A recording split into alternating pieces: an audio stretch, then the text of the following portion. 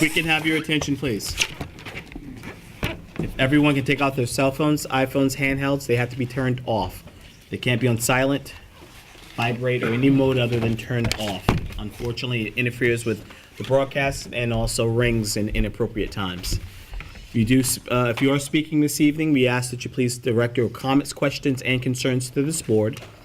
Please speak into the microphone. If you will be speaking, please sign in as well. If you do need to discuss any matters with one another, take it out into the hallway. It interferes with our opportunity for those that are speaking. And as always, we're going to be courteous to one another this evening. We're going to start this evening's meeting first by opening the meeting for motion, please. I make a motion that we open the meeting of the Board of Architecture Review and Historic Preservation on April 13th, 2015. Second. All in favor? Aye. Welcome to the April 13th, 2015 meeting of the Architectural Board of Review and Historic Preservation. My name is Curtis Highsmith, and I am your chair. I'd like to introduce our panel. We have, thank you for being here, Ham Hogue. You're welcome. Esther I'm leaving Pastor. early tonight, We welcome you back. Thank you. Christina Redding, Brian Brady. Zach Studenroth is due here, will be in hopefully momentarily. We would like to welcome also our legal counsel, Bo Robinson, and as always, Antoinette, we welcome you. We're going to start this evening's meeting with signs and first application sign. Mr. Chair, Rite Aid, 82 Nugent. It's the applicant for Rite Aid present. It's the applicant for Rite Aid present. We'll hold it over. I'm sure they want to discuss their design as a whole. If you can check the file and see if they I think they're requested a adjourned. adjourn. I think they're adjourned. Adjourned. They did adjourn. Yep. Okay, so motion to adjourn the application Approve the applicant's request? Or just per the adjourn? applicant's request. Well, no, it's already been, Yeah, okay. I make a motion that we adjourn the application for Rite Aid on Nugent Street. Second. all in favor? Aye. Next application, Next please. application is for contractor sign for DeMarco Development, or DeMarco Builders. Is the applicant present, please? Contractor signed, DeMarco Development, and a website. White background, looks like there's black lettering and post. Ham, you had any I issues? don't have any issues with it. Esther? I think it's plain. Christine? Looks like a gravestone. That's nice, thanks. Sure, that's not what they were looking for. Is there any public comment on the application? Motion to approve. Make a motion that we approve the contract assigned for DeMarco Development. Second. All in favor? Aye. Aye. Next application is storefront sign for Intermix. Is the applicant present, please? Please step forward.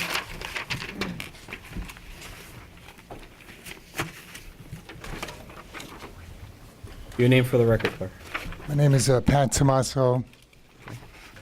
Your application is for a storefront sign, awning, and lantern, correct? Just the storefront sign.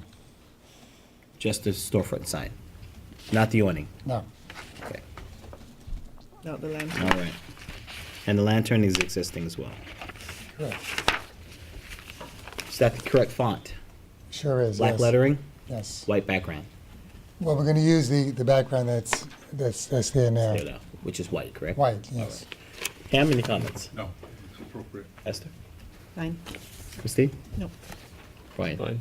Any public comment on the application? Motion to approve? Make a motion that we approve the storefront sign for Intermix on Main Street. Thank you. All in favor? Aye. Aye. Next application is Bielski for contractor sign. Bielski, I should say. Pronounce that right? Oscar, yes. Your name for the record? Denise Fenchel from Hampton Signs. Okay.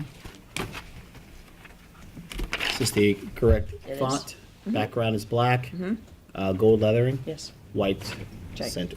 Just a telephone number, no website, no other sign. No sign hanging underneath, Nothing. wooden post. No flashing? No. Neon. Yeah, okay, good. Didn't know where you were going with that. You have any questions? No. Esther? Fine.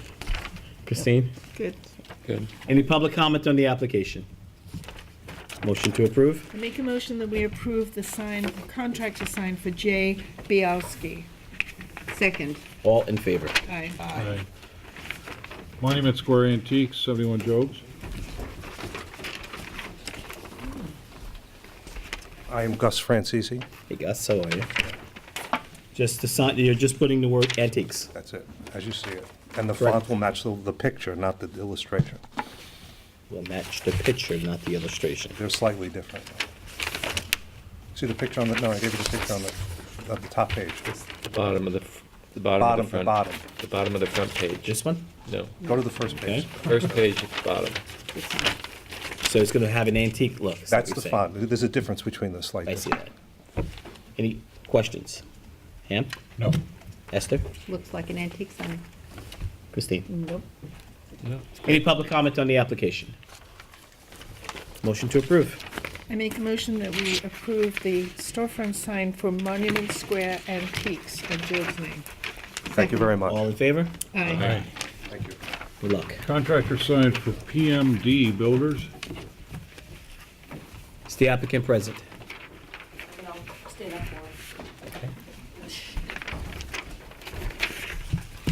Denise Fenchel again, Hampton Signs. BMD? Mm-hmm. Custom builders, telephone number. Correct. Color, blue? A color, yes. White background. White background or white lettering, I'm sorry. White lettering, blue background. Ham? No issues. Plain? Christine? Good. Fine. Any public comment on the application? Motion to approve. I make a motion that we approve the application for the contract to sign for PMD Builders. Second. All in favor? Aye. Aye. Upholstery shop of Southampton. Hi. Your name for the record? Onesimo Valesi Jr. Okay. What? Onesimo Valesi Jr. That's a great name. Thanks. Correct lettering. Yes. It's going to be a white background with gold. It's a light gray light background. gray? It's Yeah. light gray. Yeah. The end of Job's Lane. It's gold and black, wood lettering, I know where it is. and the lights are just decorative. They're not going to be installed. The lights are not usable. They're not They're going to be just lighted. decorative. Yeah. It's in the back of the property, you know. Okay. Ham? No, I think it's nice. Yes, sir. Nice and plain. Christine? Any public comment on the application?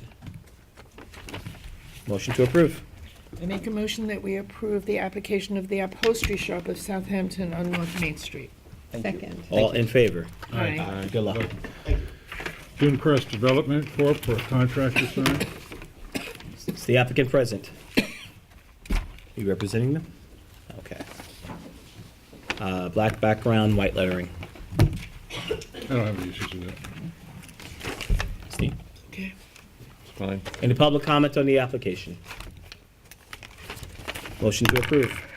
I make a motion that we approve the contract to sign for Dune Crest Development. Second. All in favor? Aye. Aye. All right. Glad to see they're getting more simple with their designs. Sunbarth, 14 Job's Lane for an awning. Applic-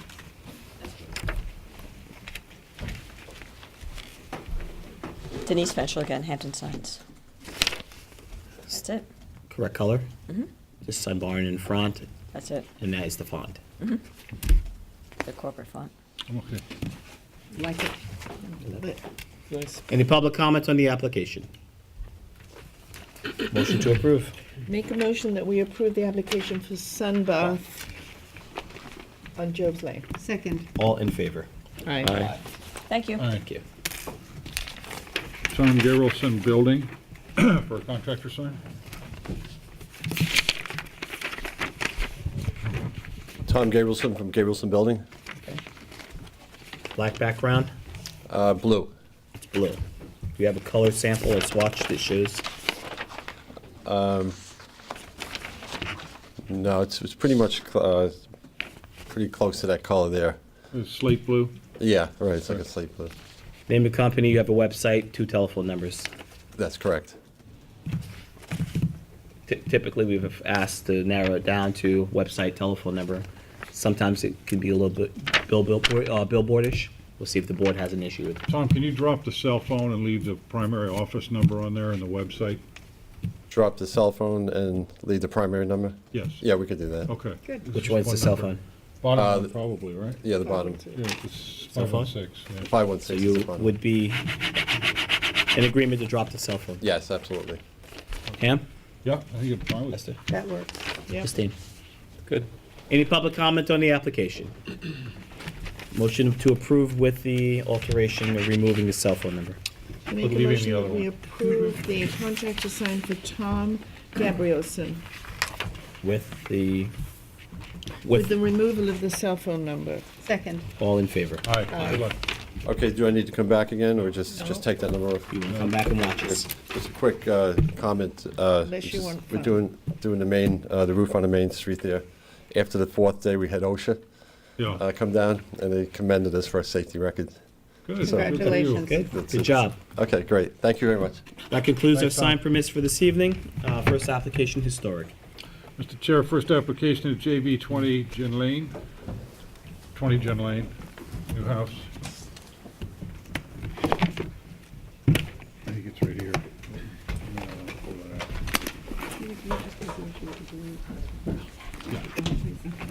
Good evening, Melissa Dedovich, Peconic Environmental Associates. On behalf of the applicant, I'm here with Tony Pasca and Jason Grade from the architecture firm Grade Architecture. I'd like to hand out some photographs. These are the pictures taken when we did the requested. Hold on, Zach? Uh-huh.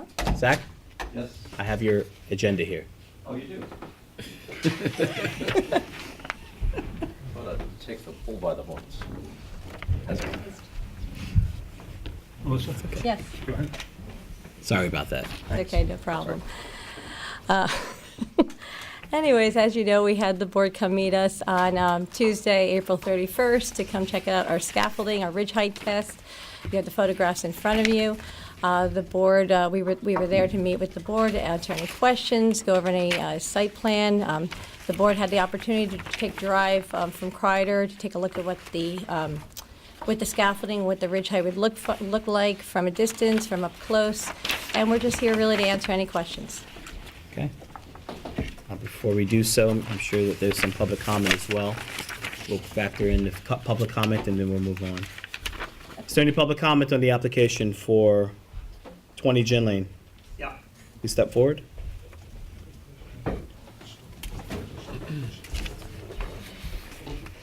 I just wanted to ask if the balloon tests have been done and. Bill, can you just state your name? Yeah, for Bill the record? Manger, 12 Fairley Road.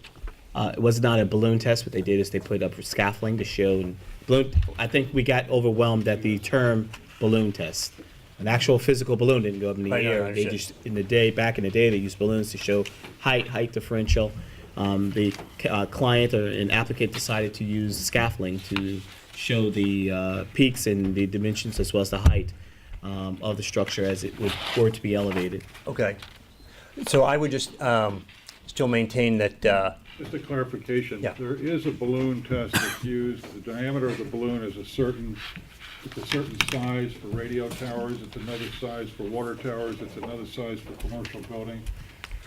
And there's still other sizes for length, and so it does exist. It's very much a scientific tool, and it's very much a tool that's used by village boards, town boards, cities, and municipalities throughout the country. In this case, because of the wind loads, I think, Melissa, you mentioned that it's fixed elevation of, and to me, I was satisfied with the show of the ridge height. I was down on the site, Bill. sure. I don't know if you had a chance to go down. I did not see that, no. But in the file, would you like to look at the photographs so that you can get Sure. an Yeah. idea and take a few minutes and look through this? Yeah, I mean, again, I Chair, I'm sorry, I would, didn't mean to speak over, but I think that you should probably be. I would just, thank you. I would still maintain, though, that this house, as you know, at 20 Gin Lane, is proposed to be at least 1 foot higher than the house immediately to the north that also was approved by this board. And although that differential is not very much, I think, again, because of the way this house has the full ridge line running along Gin Lane, it's a different perspective. And it's my understanding, and actually, Melissa, correct me, there were only a couple of peaks on the house at 22 Gin Lane that actually pierced the 35-foot height limitation, whereas with 20, it's almost the entire north-south ridge line.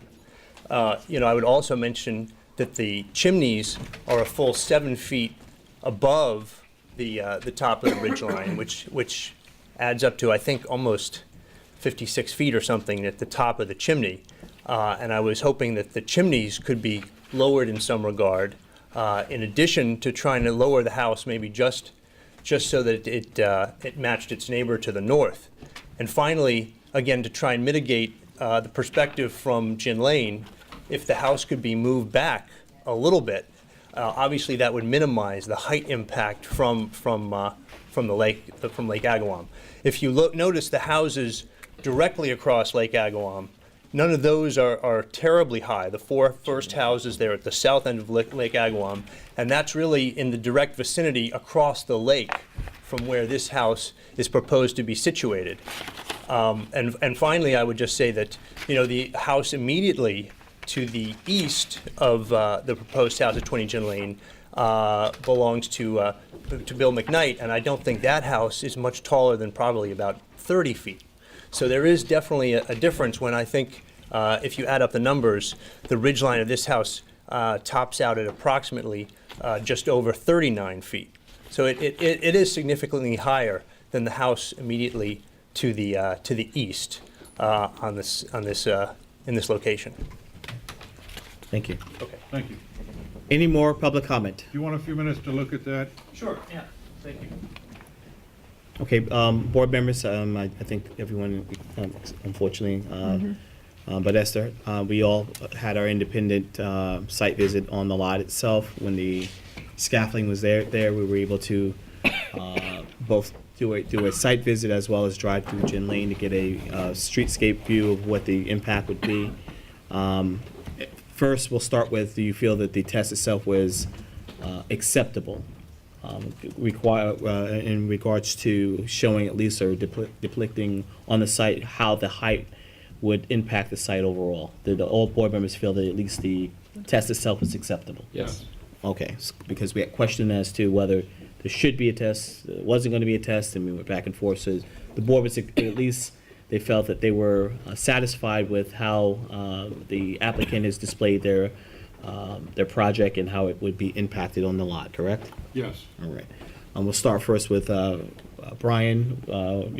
Any questions, comments, or concerns about the impact and what you felt after leaving the site? No questions at all. I think this was very helpful. I think what it did for me was, as you're driving around from First Neck past Kreider, you can see that this house is not in your direct shot. It is not perpendicular to your sight line.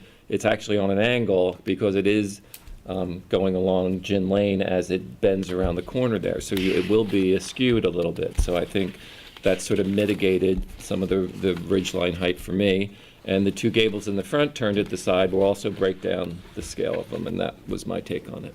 Okay. Christine? I agree. That's how I feel too. I drove it carefully and looked. Pam?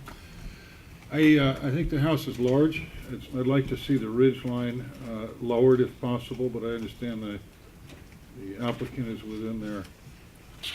Let me back up. I'd like to see the chimneys lowered down a little bit more than they are now. I agree with Bill. I think they can come down a few feet. I think the ridge could always come down a few feet. But I also think that the applicant has done what we asked them to do. I think the house is situated. We've investigated the possibility of moving that back, I think, a few times. And I think the application is exhausted. Esther, I know you did not have the opportunity to review it, but have you had at least? I had the opportunity to go in to look at the file, to drive down Gin Lane, and I really would agree with Brian and the analysis that because it's on the curve of Gin and the way it's situated, I think that it's less impactful than if it were parallel to the street. So, unfortunately, I was not there for the scaffolding. The number of times that I drove back and forth from the lot, first trying to find the entrance, and then finally finding the entrance, but it actually each multiple time that I drove by, it gave me even more of a impact, both coming and going around Gin Lane. Ridge height, not so much, but I do agree that maybe if bringing down the chimneys a bit, it would be, not that it would grossly improve the height, which quite frankly you have the right and as of right to build. I'm looking at it in terms of the actual height, the offset of having larger chimneys, and maybe that could be something that could impact, have a better impact in terms of minimizing the overall look of the structure. Is that something that the applicant has taken into consideration? Is it something that they could look into to see if it could possibly be at least a mitigating alternative? They are actually almost exactly similar to what was approved at 20 Gin Lane, 22 Gin Lane. It goes with the character of the house, the architecture of the house. They're actually smaller than the ones, if you look at your sheet, there's a picture of the chimneys that are at Walden Manor, which are much taller, actually.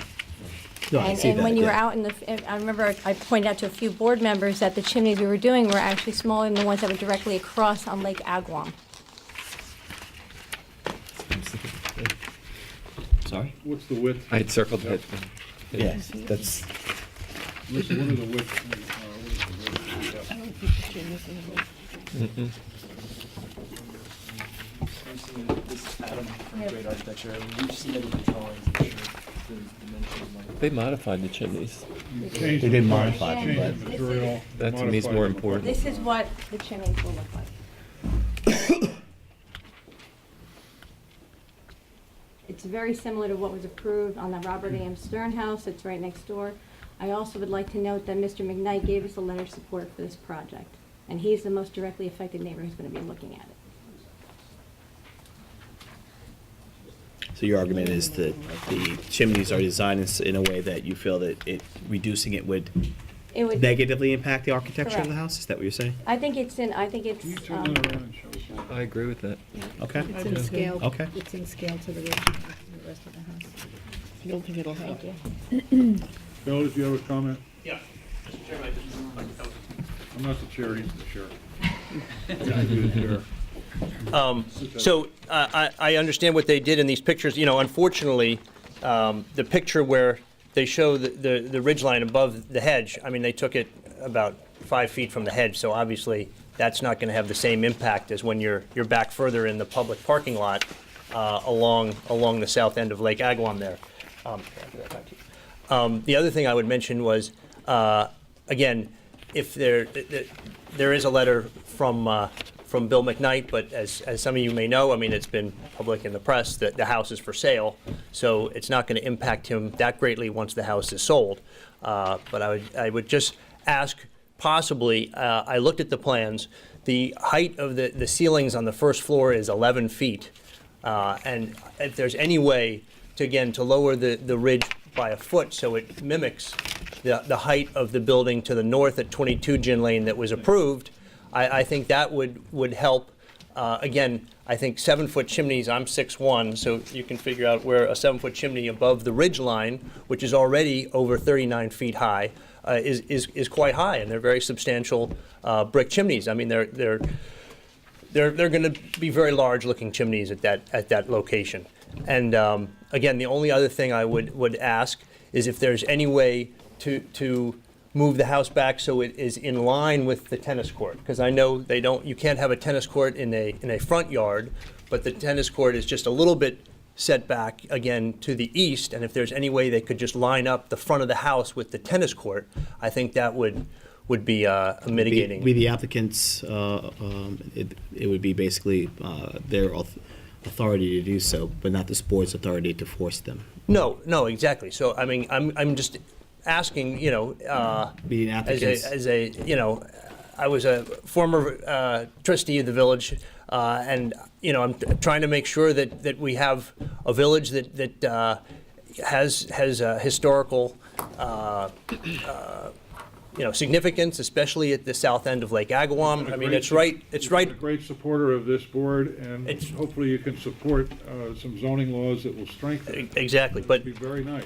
But I agree, him. But anyway, I mean, right behind you, you have the panorama of exactly where this house is going to be to the right, your left. But if there's any way we could just do small things like that, I think it would go a long way to trying to again mitigate the impact of the house. Let's address the applicant. They're asking for, a neighbor who, whether you agree or disagree, still has some impact. in terms of visual. I know this has been going on for a while, so I always bring all my boards back. Bring your boards. Remember the first, Show the me front yard. Show me the foot difference. I will show, well, I'm going to show you actually the setback difference. If we had an 80 feet, which is a required front yard setback, you'd be able to see this from Gin Lane. What we did is we set it over 100, almost 110 feet off of Gin Lane, so it's already been brought back almost 30 feet from where it has to be in order to mitigate any kind of, intrusion onto Gin Lane. If you remember correctly, and I don't think I have that one, it lines up also with the view corridor with 22 Gin Lane, which is to the north. So when you come down, and we went through all this, that's why we're actually set back further than we need to be. And this was also what was presented to the village trustees, why we were granted an exemption for the height. And the other reason I would just remind the board that we're off by 1 foot from the property to the north is because we're in a different flood zone.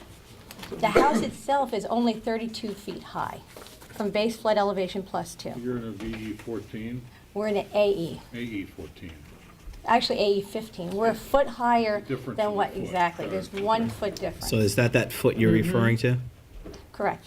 That's the reason. They're both 32 feet high from BFE +2, but because it's in a different flood zone. So the flood zone, one could say, actually brought the ridge height down in one case and not in the other. Actually, it just had the ridge height at what it was Is it because of, allowable to be a foot lower on one side than the other? Is that? No. no. They're two different flood zones. So it's BFE +2 plus 32 feet. We're allowed to go 35 feet high, and we didn't. We brought it down as low as we could do for a house in the estate section.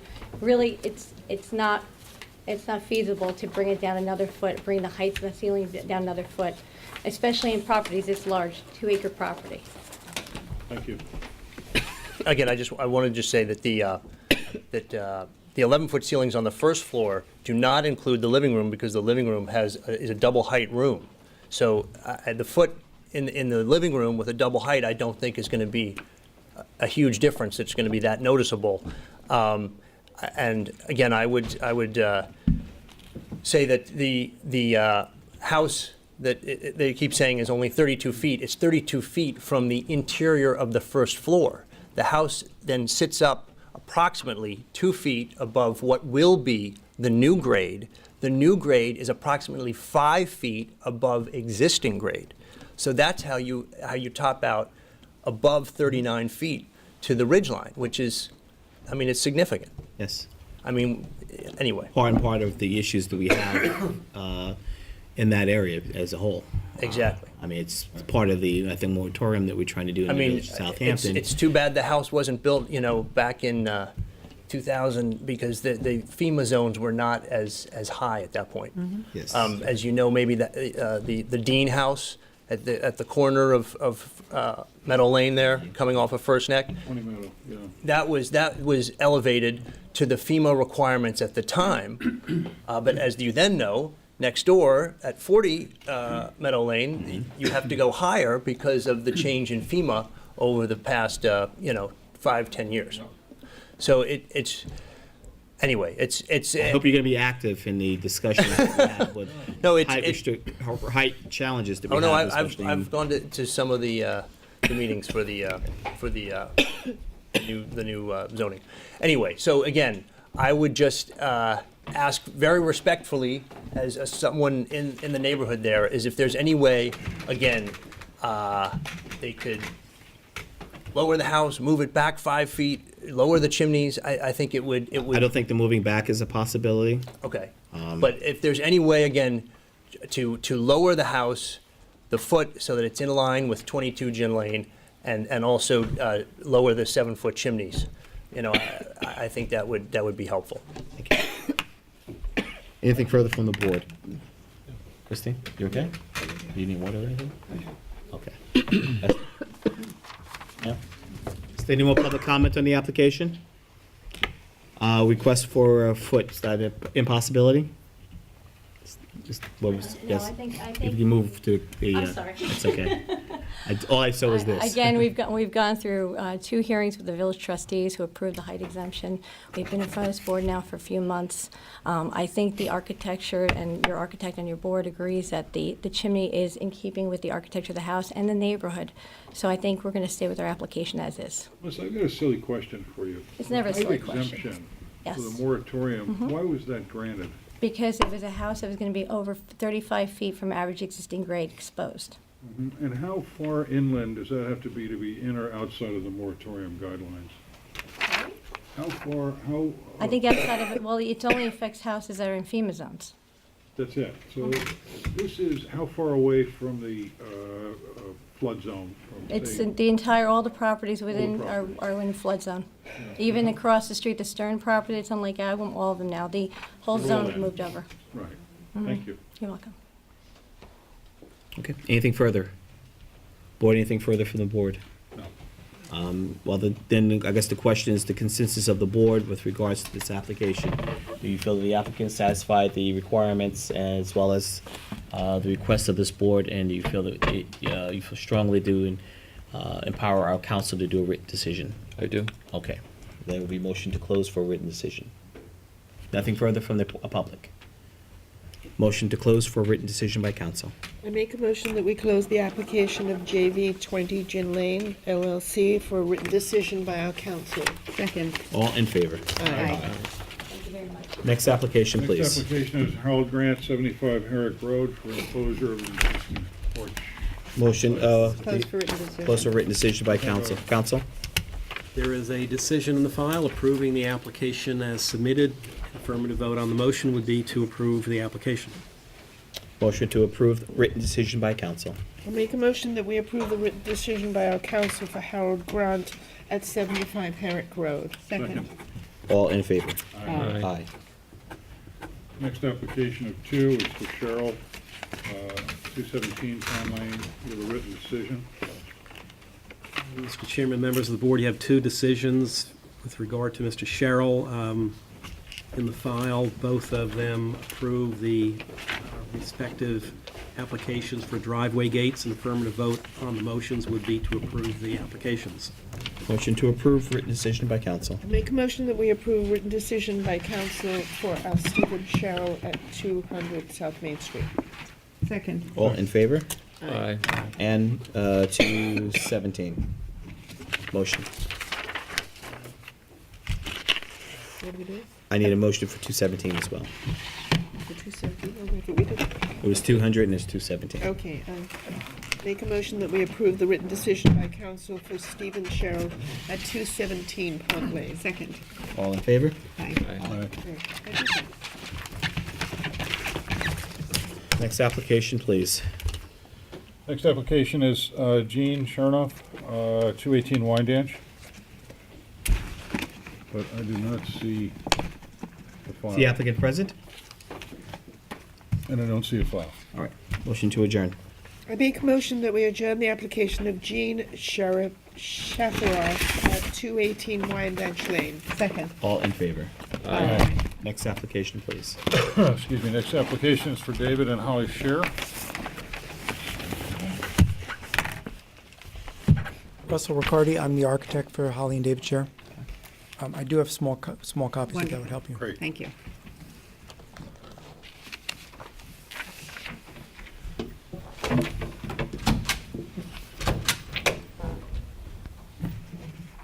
Thank you.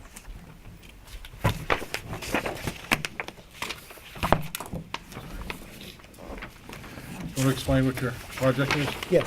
First, This the is, plans we have here are a duplicate of what we, and match what we have here in file? yes, No changes, nothing has been deviated. nothing's changed. To scale as well, correct? Uh, To the smaller scale. Yeah, no, they're just on 11 by 17. Do these mini sets match up your filed set?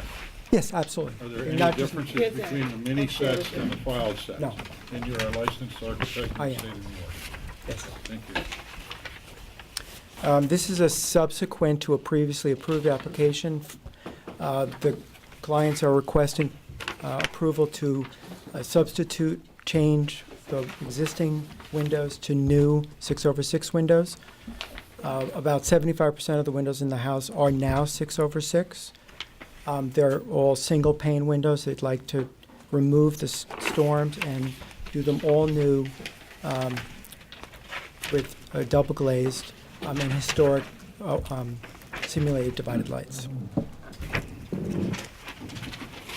So the entire application is to replace windows. Windows and one patio door that wasn't part of the previous application. One patio door? Okay, let's start with the windows first. Okay. Zach, did you have an opportunity to review this? I'm afraid I didn't, but Okay. I'll catch up.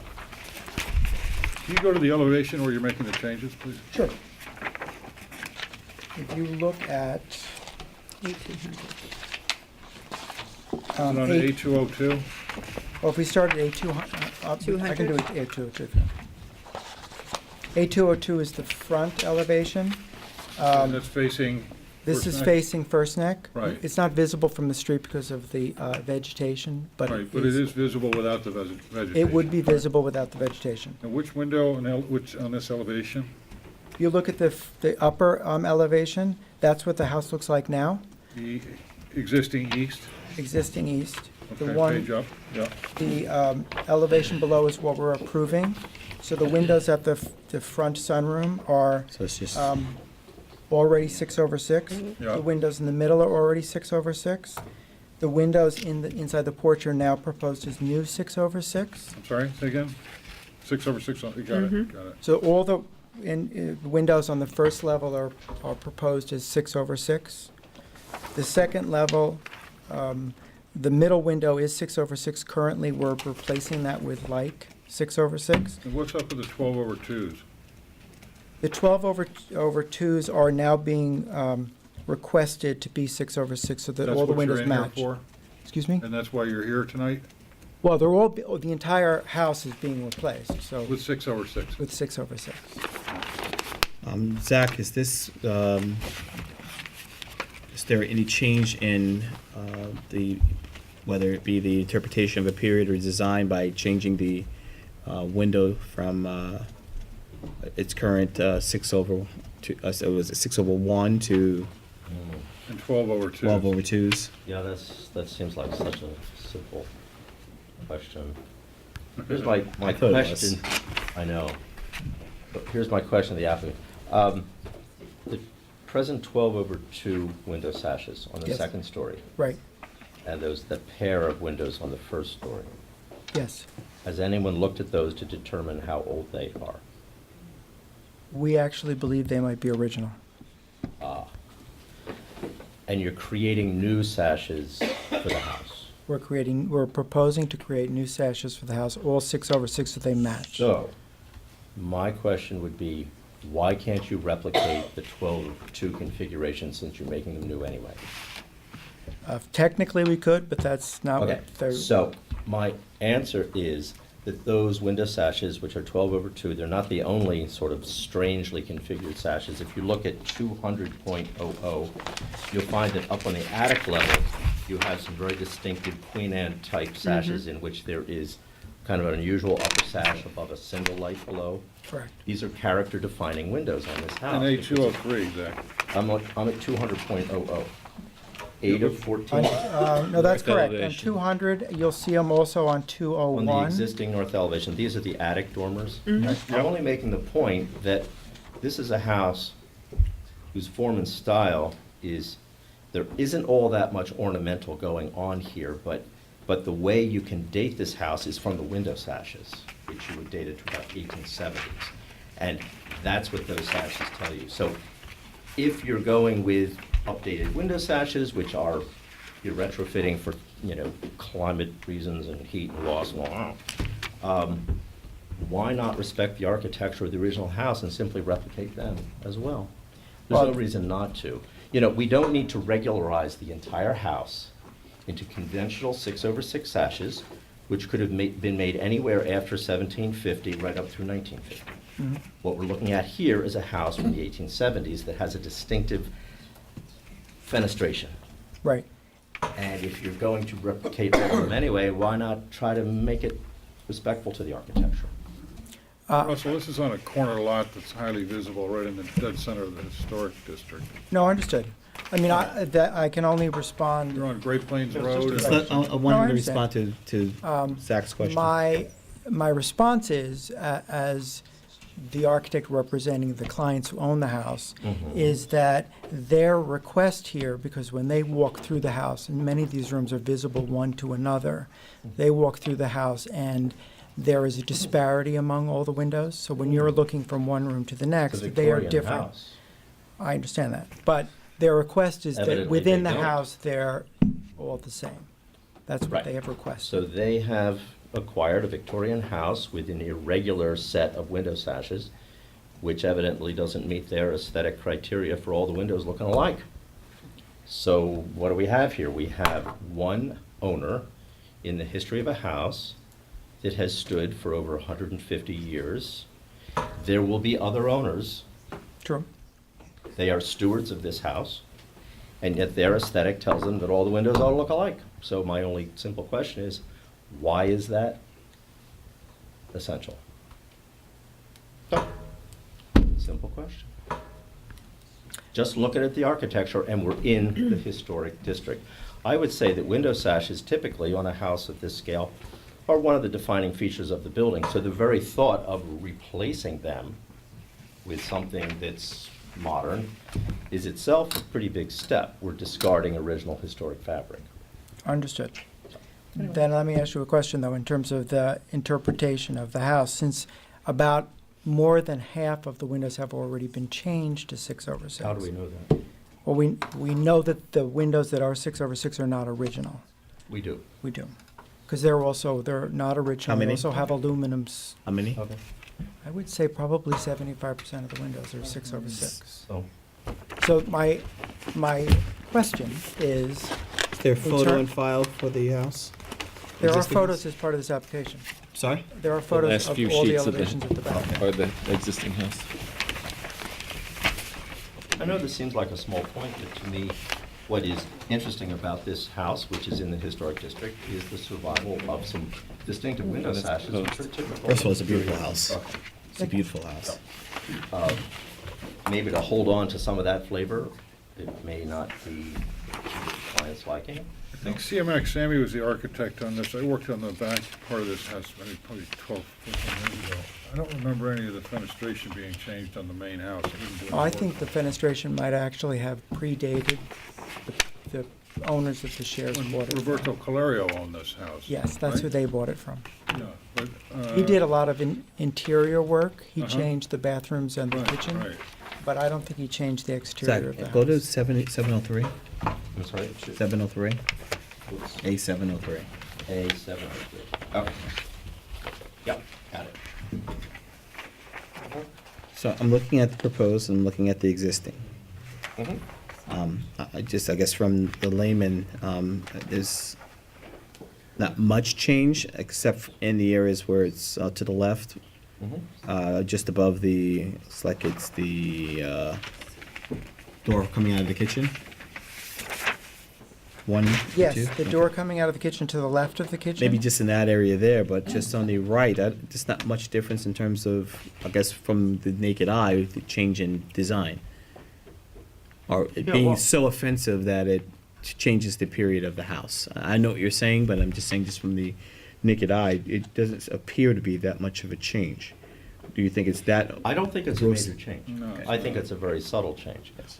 My only point was that you're requesting that the windows be replaced. Right. Okay. I guess with something not stock, but rather specially fabricated. Right, they're all To being, fit yes, these they buildings. obviously are all being made to fit the Yeah. sashes, because we're actually I'm only replacing the saying- sashes, not the whole I'm window. only saying that there's so little decoration going on in this house to begin with, that one of its distinguishing architectural features, which is of interest, are these unusual window sashes, which help to date the building, and we're in the historic district. So if you swap them out, so to speak, with conventional 6/6 sashes, okay, now we're on this sort of bland 200-year continuum of 6/6 window sashes. What was so special in 1870? What was special is that someone was coming up with this sort of unusual window light thing. And it happens to survive here. So why are we now in 2015 saying throw them out? And put in something that looks like everybody else's house with 6/6 sashes? I don't understand if we're already agreeing to replace the windows with something which is thermally appropriate. No. Why don't we just try to preserve the style of the house while we're at it? Why are we? Is there any discarding it? discussion in preserving the existing aesthetic? Or was it always just the applicant's request and requirements to change? Well, the applicant's request was to make the windows more consistent in terms of the aesthetic. They prefer the 6/6 windows because there are more of those. There are some rooms where they're actually mixed styles in a single room. I would actually more appreciate the reality of the comment if in fact all the windows were originally that layout, the 12/2, and we were asking to make them 6/6. Well, if I'm looking, if I may interrupt, I'm sorry, but to just expedite this, the last sheet, 704, I'm looking at the existing east elevation, which is number 1 in the upper left-hand corner. Right. And so we are looking at a bank of 4 6/6 window sashes Right, in a back summer sort of porch addition. right, Okay, and then next to that, to the right, is a bank of 3 6/6 sashes, right. which are in a little kind of a later bump out addition, bay window thing, which is a later addition. True. So to say that 6/6 sashes define this house, it's to say that those later additions, which used conventional 6/6 sashes, because they were probably built in the 1920s by the looks of this sort of faux chinoiserie sort of balustrade on top, those are later additions. They date from the 1920s. So they do not characterize the architecture of this original house. I haven't had the opportunity to investigate it forensically, but I would say that those 6/6 sashes date from the 1920s, when the house was updated. They have nothing to do with the Victorian architecture of the original house. To suggest that those 6/6 sashes define what the fenestration of this building ought to be is to say that the later additions redefine what the original house ought to look like. And I think that's a misreading of the house. You've had an opportunity to study it, I haven't, but I'm just looking. If you And can look similarly, in number 4, the lower right, proposed west elevation, there's sort of a little strange gable roofed addition that comes off the back, Right. which has 3 6/6 sashes. That's not an original part of the building. No. Okay, so if we look back Where are we? on number 1, Zach, Number, I'm sorry, on A704, Yeah. existing east elevation, yep, that's viewing it from. that's sort of the front. From Great Plains Road, correct? Yes. Well, from the driveway when you come in, yes, that the is the front. front facade that faces Great, no, sorry, that faces First Neck. First neck. So would you call that a sleeping porch or sitting porch on the upstairs there, on the existing east elevation? The one at the very top on the No, third on level? the third floor. No, it's actually not enclosed and it's barely 3 feet wide. 3 feet deep, you mean? Yeah. Okay. So The you- windows right below those are key. Those are the 12/2s? Those are the ones that you're proposing to change to 6/6. Is that correct? Glasses. Yeah, You can look through the storm Barely on see it. the. right. I'm Okay. proposing to change those to 6/6. Right. Yes. Yeah, I would be very much against that. The two paired 12/2s and the center one, changing those over to 6x6s will lose the dominance of the upper It's very ceiling. vague, you can't see Right it. now, your eye goes to that. Because I'm this pretty is- familiar with the house. I know we're concerned about the west elevation. Whatever they. It's not really visible to the public right It's more away, defined. so much as if you're going Make it really east on Great Plains. You watch the difference. Looking at number 3, Yes. I On mean, west sheet elevation is A704. facing into their property. You don't Correct. see that at all. it's facing to the west. Yes. Yeah, so I'm not concerned about that elevation, nor, but the front elevation, which you're proposing on the east, Right. which faces First Neck Lane, the 12/2s over there are a major characteristic of that house. I think that's what we're looking at, correct? Mhm. And that's, you're proposing to change that, so I would like to see if, Zach, you could do a study of that facade of the public right-of-way on First Neck and on Great Plains. I understand that you're trying to clean up the inside. The applicant is proposing that 75% of the windows have been changed, which I don't know that to be true. Not really I'm sure you would changed. want to. They've been added to. So what our historic They've been consultant, altered from his original state. part of the So- alterations, part of the alterations are actually an addition, which was an approved addition to the west, that has the triplicate of the 6/6s on it, which is shown as being, as you said, the odd gable on number 3, looking on the left, that bank Well, of 3. So if to that's be- to- dominating the discussion, I think that what should be looked at is the 12/2s, which were most likely original to the house, on the second, not third floor of the Right. appendage of the balcony. Right. Although, to be clear, the 6/6 do also appear and have been replaced in In certain other areas. original windows. So that it's Right. not, it's actually not, I think, consistent to say that the 6/6s only appear in The new addition. in newer editions for the Right, original house. I understand. I think what you're doing here is terrific for the application. It's great, but we just want to take it another step. Sure. Ryan, any comments? I'd like to think this through a little bit more. I can appreciate both arguments here. To me, the house has been added on to, changed, whatever, over the years, and changing all the windows to the same window, to me, cleans it up quite a bit, and, sort of gives it some order anyway, but I can appreciate the historic value of the house with its original windows, so I'm not ready to decide on this one. Christine? Yeah, I agree. On first sight, it seems like a no-brainer, but as you look into it and look into, I think it requires a little bit more thought. Esther? I'd like to make a site visit, actually, and agree with Zach that the windows really are a major component of the history of the house, and I really would like to take a look at it. I also agree with Ham that particularly on the east elevation, the front facade, it's a defining characteristic of the house. Although, on the other hand, I can appreciate that you do want to clean it up and make everything uniform. So I would like a chance to think about it and really take a look at the house. Sure, thank you. First viewing of this application, I think all board members are taking and digesting what's been presented. We do take in light, and we have empowered our historic consultant to be the expert in our application evaluations, because that's what he's here to do, especially within the historic district. And we try to take weight into the substance that he brings into an application process. So we would ask that he come back before this board at our next meeting after doing some more investigation, not only on the history of the windows prior, but obviously the project as a whole. We ask that he reach out to either you or the applicants so he can do a site visit as well. And usually from that, we were able to determine, get a little bit more of a history and background of what we're looking at. Perfect, thank you. Okay, do you have any questions? No, I'm Is good. there any public comment on the application?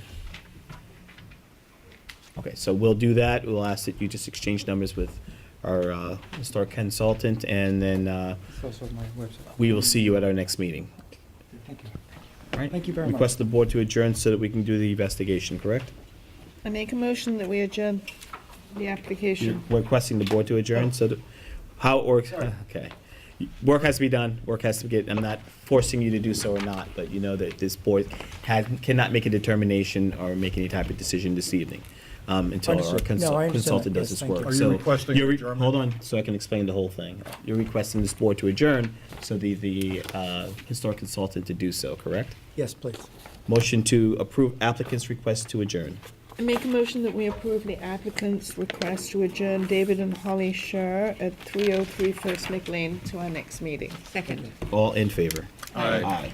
Thank you. Thank you. And our final, Last application on historic chair is Lillian Trippett, sure. 104 Post Crossing. Hi, good evening. Good timing. My name is Stuart Diston with Austin Patterson Diston Architects. Do you have any mini sets of this application for the board to Unfortunately, I review? I don't. The building department didn't suggest that be part of their application process? No, they didn't. At what point do we make that part of the recommendation? Is that something that has to be voted on by the board in order for that to Yes, happen? Yeah. We'll talk about it at the end of the meeting. Okay. Proceed. Okay. I hope this should be fairly straightforward. What we're proposing to do, for the most part, is a restoration of the house that's here. We're making a few modifications to it. There's an existing porte cochere, and if one were to drive in here today, you really don't have enough room to open the door to get out. So we're proposing to keep the columns remove the stairs that we believe may even have been added here. There's 2 brick piers on each side, and having access up to the porch in that fashion. So from the street, this will all look very much the same with the removal of a railing section that's there and a piece of deck. There was an addition put on here that we think is a later addition, just by the railings, with a deck above it. We're proposing to remove that in order to make the kitchen and this back mudroom area more functional. There's an existing addition in the red line here. It attaches to the house and sort of really jams up to this beautiful bow area on the house. So we're proposing to remove that and then to redo it in this fashion here, and I'll show you. Can you turn that towards the TV, please? Yep. Okay. There are a few areas where we're removing doors back here and we're adding doors here. in that area. This is the removal of the deck on this floor over that porch, and this is the addition on the back with a small, more Point to the private. post crossing, please. Post crossing is down here. Elm Street's here. Thank you. Okay. Right there. So I think it might be useful. Shows the elevations. You like me to show the elevations or go to photographs of the house? Photographs can help. Because they might be more. So this is the post crossing elevation of the house. House has a lot of aluminum added on here. It has an asphalt roof.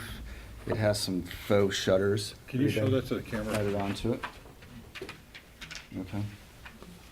So what we're proposing to do is to remove the shutters, remove the aluminum, restore the siding. The siding and the trim work underneath is actually in good shape, so we're going to sand it and restore it. The first floor windows are just 1/1 lights. And so we're proposing to replace the first floor windows and all the light sashing to complement the existing second floor. Can you repeat Sashes. that? I'm sorry. The second floor sashes have a diamond pattern, Yep. okay, and a single light below. The first story windows are for the most part in places 1/1 lights. Did So you we're- say a diamond pattern? Yeah, there's a diamond. Uh-huh. Not really a diamond pattern. Well, whatever you'd like to call it, but It's not a diamond pattern. how would you characterize that? Yeah.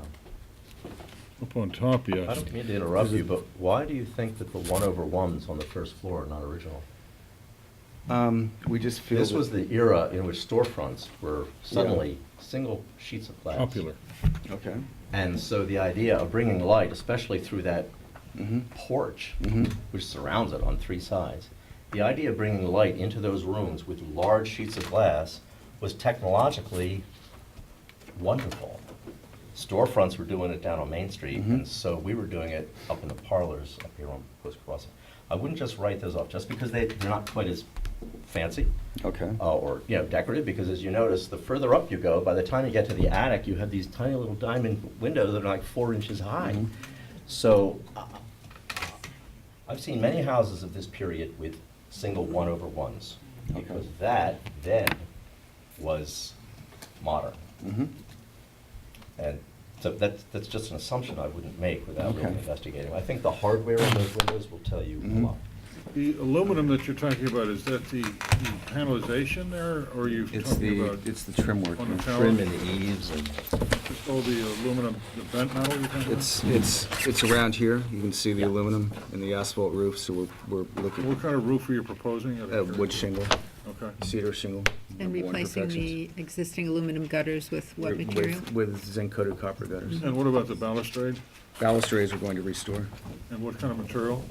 They're, I believe, probably an old pine. So you're restoring them then? Yes. Not replacing? Yeah, we're What restoring. else are you replacing besides the aluminum and potentially the? We're going to be sash? replacing the siding in like kind and staining it. Any type of style, or just you're matching that? We're matching it, exactly. Okay.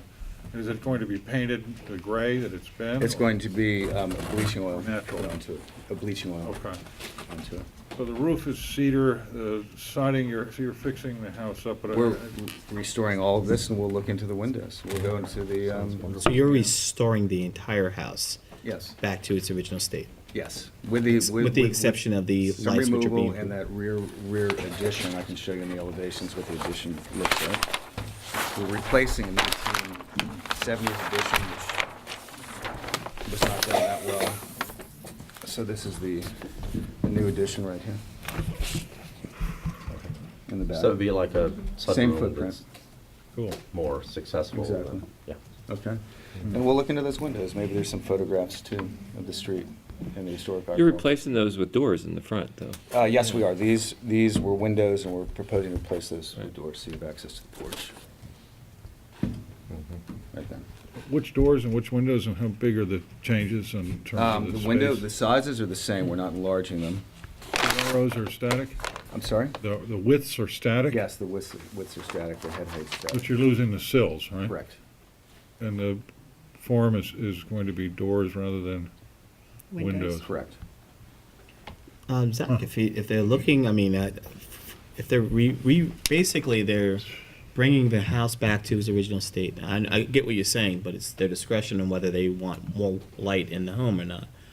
No, what I'm saying that, as I understand it, because I haven't looked at this closely, is that the windows now on the existing house on the first floor are not configured as they are upstairs. They're simply 1/1s. Of course. And so what's being proposed is to replicate what is upstairs and to install it downstairs as well. And I'm only saying that That may may not be be a the case. design assumption, maybe that's true, maybe it's not, but it's a real Exactly. detail. But I think it would change the look of the house to imitate that downstairs if in fact it never looked like that. Right, I understand what you're saying. And there's no need I mean, to, the because you're tendency changing was, those once they openings started anyway. manufacturing glass cheaper and larger panes, people started to buy it. Can you talk about the porte-cochere on the east or the north Yeah. side? That's we're restoring, okay? Okay. The problem is that that's the width of it, which is Are you hardly still lets gonna use anybody- it as a pathway of some type? Yeah, it hardly allows enough room for somebody to actually pull in and get out of the rain. There's no garage. What are you proposing? Are you extending it out? No, we're not extending it out, we're not changing. driveway's that, sorry. changing? No. We are, the porte-cochere is here. These It's are gonna be a the, true opening in there. these are the four columns. The deck this deck carries across here right now. So you're removing a Okay, section of and the there's deck? a section of railing that carries across. There's two brick piers here. Let me see if I can find them. Curb piers? Carriage piers? Yes.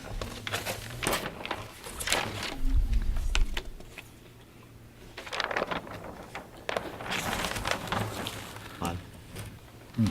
That's the section of railing, and you can see there's a little section of brick pier here, and under there, there's a brick Curb pier piers, yeah, too, got it. okay? Okay. Cutting So into we're the- cutting into it and allowing those, and for all we know, they may have been there, we don't know, but, okay, which is gonna allow enough room for a car door to open up. Yeah, Zach, can you take a look at that on site? Sure, but I think that's a far better solution Then than taking it it is down. to, Expanding it and out. expand it out, it's yeah. not changing the footprint of the house. You're just sort of Right. going in, which Yep. makes sense. We're actually reducing the footprint, for the most part. Yeah. Yeah. Well, what about the driveway? I mean, you're using this as an active, can we take a look at that? And you have to go to the site. And going back to the windows and the doors on the post-crossing side. So what you've got are windows, and now those are being proposed to get rid of the sill feel and have a floor-to-ceiling door, is that correct? Here and here. So how am I gonna know, there's a book about buildings that say go away. What's my front door, just because it's painted and it's double paneled? That's the I front mean, door. which door do I go in? Slightly to the side there. No, I'm serious. Well, I mean, you have a point, but. Yeah, well, the doors are, you're now gonna have a whole section of doors facing post-crossing, and you're gonna lose the sense of a house, and it's gonna feel more like, where do I go? So how can that be a door? How can that window be a door? It can't. Is it gonna be one pane over the other and it swings? No, here, I can show you in the elevation. Okay. Because one way to do that, and it was done in the period, is to have that upper sash go up. Yeah. I don't know if you Oh, have yeah. a pocket. Well, triple hung too. But Yeah. You need a I 9-foot don't know if ceiling, you can you need a get away with that. 9-foot head height, for that, which I'd love to do. but, All right, so the porte-cochere is being done, so you indent, but can we look at the parking and the windows and door relationship, but Yeah. particularly the, The porte-cochere side? no, particularly the door and window changes? Well, you want to see Both. the plan. Yeah, yes. Okay, there's the plan. The driveway comes around this way. This is just a walkway. Right. So that's the porte-cochere side. Okay, so what That's the door. exactly is the advantage of cutting into the house, giving us from a public viewpoint? What's gonna change? With these two things, it's gonna give the owner just access circulation out here, which is more circulation rather than going through the front door, which is usually closed. You're talking about the doors now, The right? doors, yes. Okay, but what does the porte cochere by cutting into the house really do for Oh, pathway? she's gonna drive in, she has no garage. Okay, so she's rainy day, gonna she sort can of have room finagle her to way open up her through that door. thing, Yes. okay?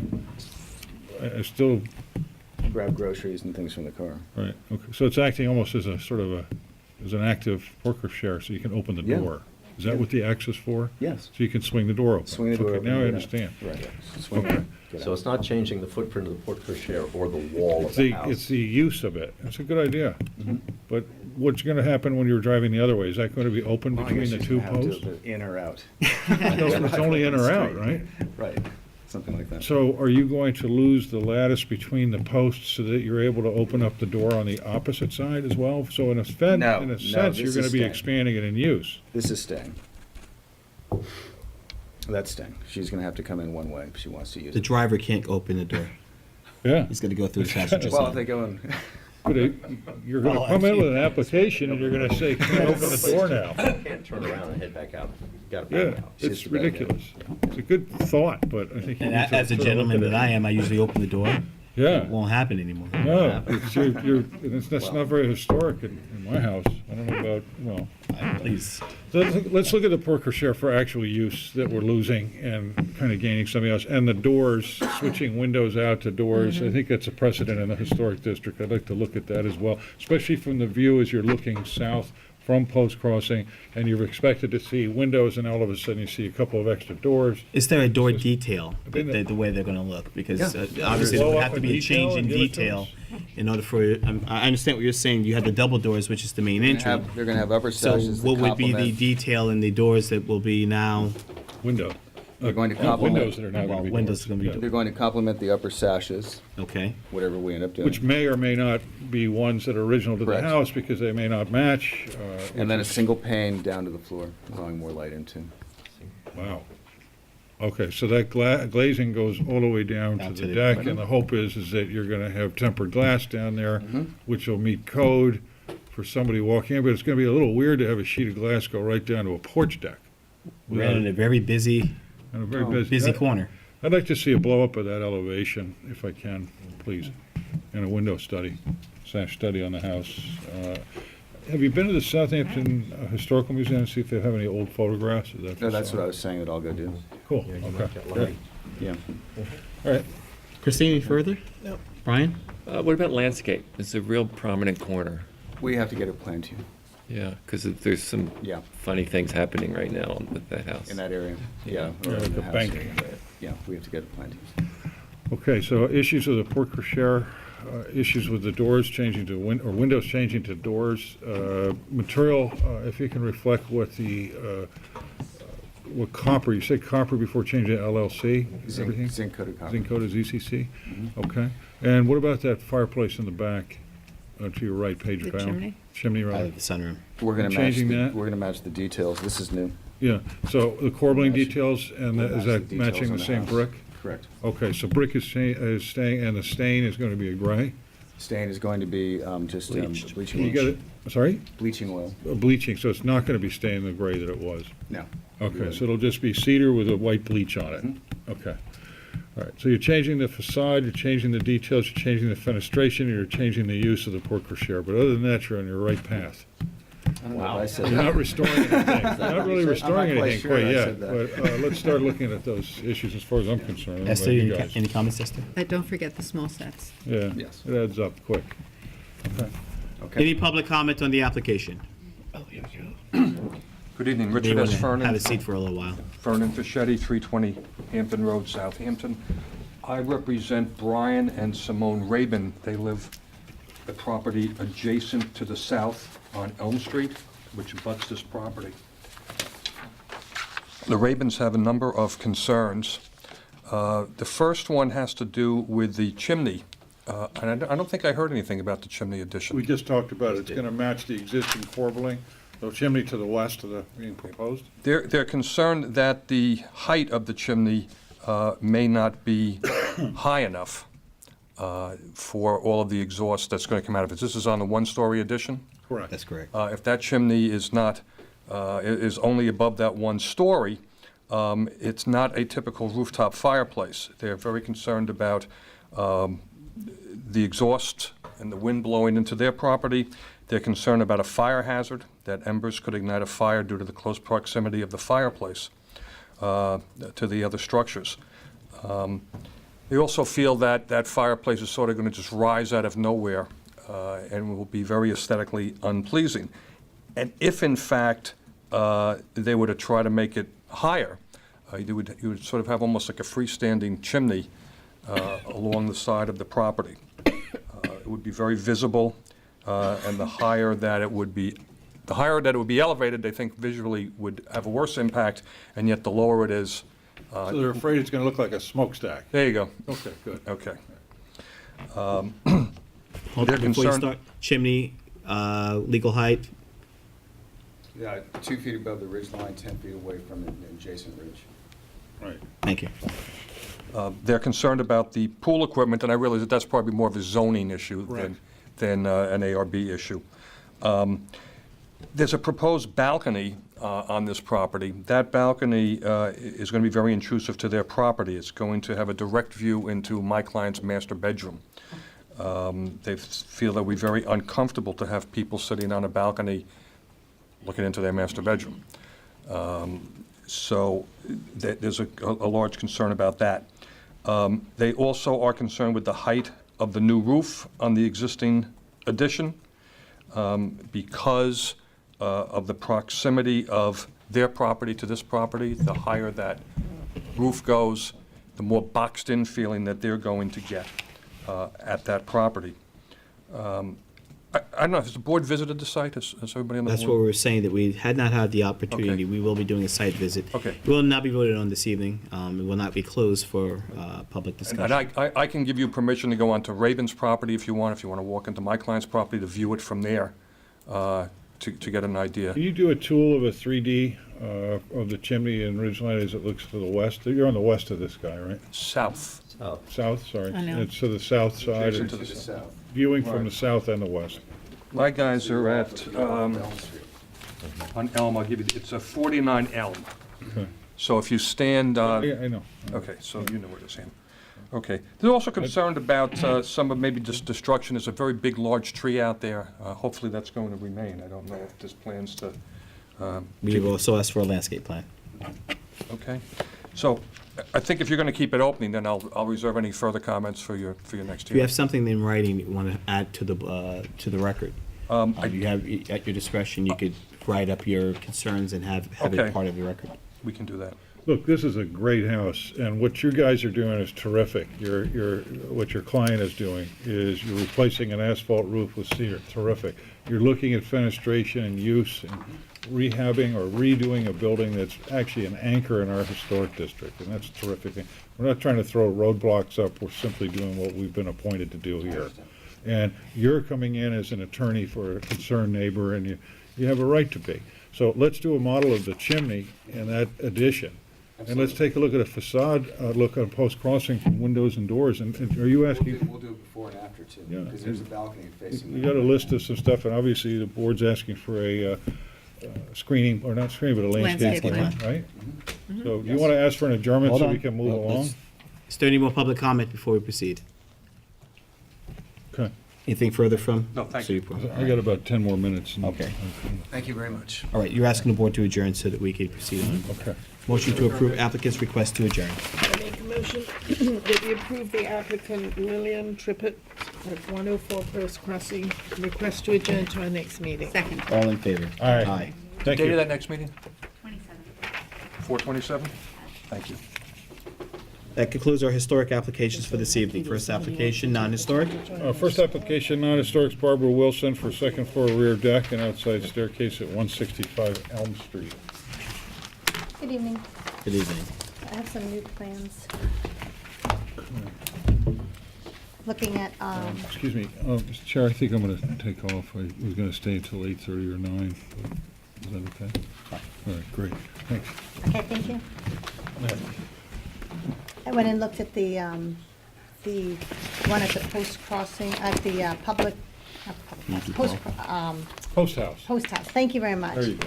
And I had Sean Leonard drop some new plans, if I may hang them up. You have to go this way, unfortunately. Oh. So she has to stamp them in the record. Thank you. Good luck. Yeah, thanks. Yeah, good luck. Thanks. So I also say, when I looked at it, I did see that it was made of metal, which I don't find as attractive, but certainly if that's what the board sees fit, I will go along with that. And if that's what the neighbors would prefer, that would be fine with me as well. So. I also looked at some balconies at 45 Moses that were approved by the board, 73 Pulaski, and 29 Osborne as well. Okay. So I think that what I'm asking for is actually much smaller than what's been granted in the past. Suppose I think the last meeting we talked about you looking at enclosing the staircase. I would be willing to do that as well, if that's what they wanted to do. Again, I personally feel that that looks like a watershed, and I don't think aesthetically it's very nice looking, but if that's something that, that's going to make the board happy, I'll be more than happy to do that. It looks like you got rid of the deck on the second floor and it's just a straight stair It's now? just a straight stair is what I had So in it's really thought. just an access? Right.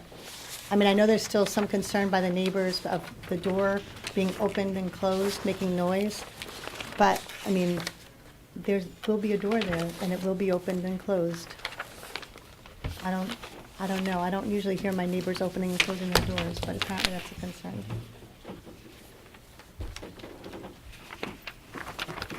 What is the width of the staircase? We drew it to the scale. So I think it would just be a standard width for a normal staircase.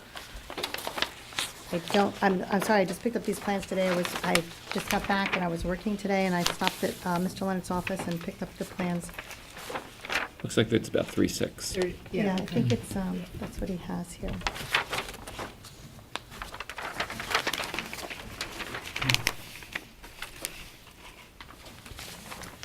All right, Ms. Wilson. Let's see what the public has to say. I'm sure they have comments. I'm sure, thank you.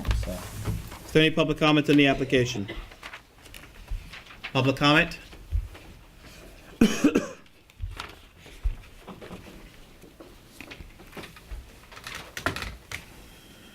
evening. Good evening.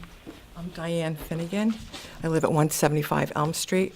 My husband and I, we put a letter in on Friday. I hope you have it, as well as some photographs. I have some extra photographs to hand in. Here is what it would look. This is Barbara Wilson's house from our backyard. Again, if this goes through, we will have two decks overlooking our backyard. Well, she's removed the She's deck. removing the You deck. probably didn't We see the haven't new seen the plans. Okay. plans. The deck has been removed. It's just a staircase going up to a door. I'm not really even in favor of that. I would like to see just a fire escape if she has to have any sense, waive an access and egress for people, for her tenants to get out. Take a look. It's basically what it is. It's a staircase. So. It's actually less than what my other neighbor has next door to me that I look at every single day. Again, it's access. It will be a way for them to get in and out. It will be overlooking, we're two properties down, and there will be lighting, and I just think it's an intrusion. I'm sorry, what do you mean by lighting? I'm sure they'll have to have lighting there in order to get in, and that will be on all times of the night, and I just really am not in favor of this. Okay, thank you. Any more public comment? Step forward. Anthony Gugliotta, 161 Elm Street. I'm the other neighbor I was just mentioned about the staircase that's on my existing house, which was existing from 1920, I believe. I was against the balconies, but I guess I wasn't here for the last meeting. I did send a letter objecting to the second floor balcony. Now, I'm hearing for the first time a stairway, and I'm looking at it. I'm calculating a stairway will be somewhere along 20 feet in length, I believe. I would think. Well, we're gonna get to that too. There's really no Yeah, dimensions being put on the rejecting plans. that. That is an incomplete plan. We'll get to would- that, but just in terms of, this is a first viewing of this new set of plans, the change from balcony to now just a staircase. You have issues still with the Yes. length of the staircase? Length of is the that what you're saying? staircase, yes. The closeness. I think, I'm not sure if you have, I'd like to hand these photographs out just to show the close. I have 6 on here. And just look at the, Don't mind me asking, what is the length of your staircase in the rear? I was existing, I say the length, well, it's probably the code, so whatever the length of code is. And I believe the staircase in my house, it's, should be facing, is set in. So it's set in 6 or 8 feet, 6 feet to 10 feet, I should say. So the length of the stairs are not spreading out onto the backyard. You're saying that your staircase is recessed? Recessed. Partially recessed? 10 feet. Recessed by 10 feet, which was the original stairs that were there when I remodeled the house. No changes were made. I get it, I understand. Just trying to get dimensions of yours. The prior person just mentioned lights burning at night, so we will have lights on the first floor and lights on the second floor. And having to count on the person to turn the lights off at night doesn't always happen because the lights on the lower level at this point are on 24/7. And the distance from the staircase to my property will be 10 feet. And as far as the purpose of the staircase, I don't see a reason for the staircase. The house is 2-family. It's been rented for years as a 2-family, going up the front stairs and coming out the back stairs. No issues ever before, and now all of a sudden there's an issue that we need. She needs a second staircase for the rear for her daughter's safety. If I remember the last time, her daughter has been living there for the last, since, if I remember, for the last 16 years. Has a bedroom downstairs and she has a bedroom upstairs. So I don't see any issue that she needs a staircase to get out of the house in the event of a fire. I won't get into No. parents need to Okay. make sure their Just daughter it or was child is but it was- protected. But it was brought up. Being a father of a daughter, trust me. It was brought I'll up. build an elevator if I could.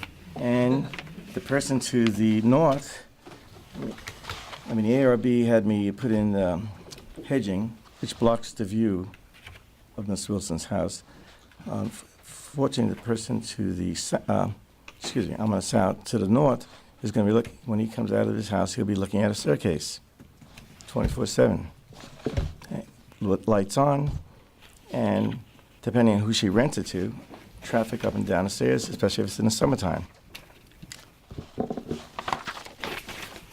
Other than that, I probably have a few more things, but maybe I'll think of it before the meeting's over. Okay. Any more public comment?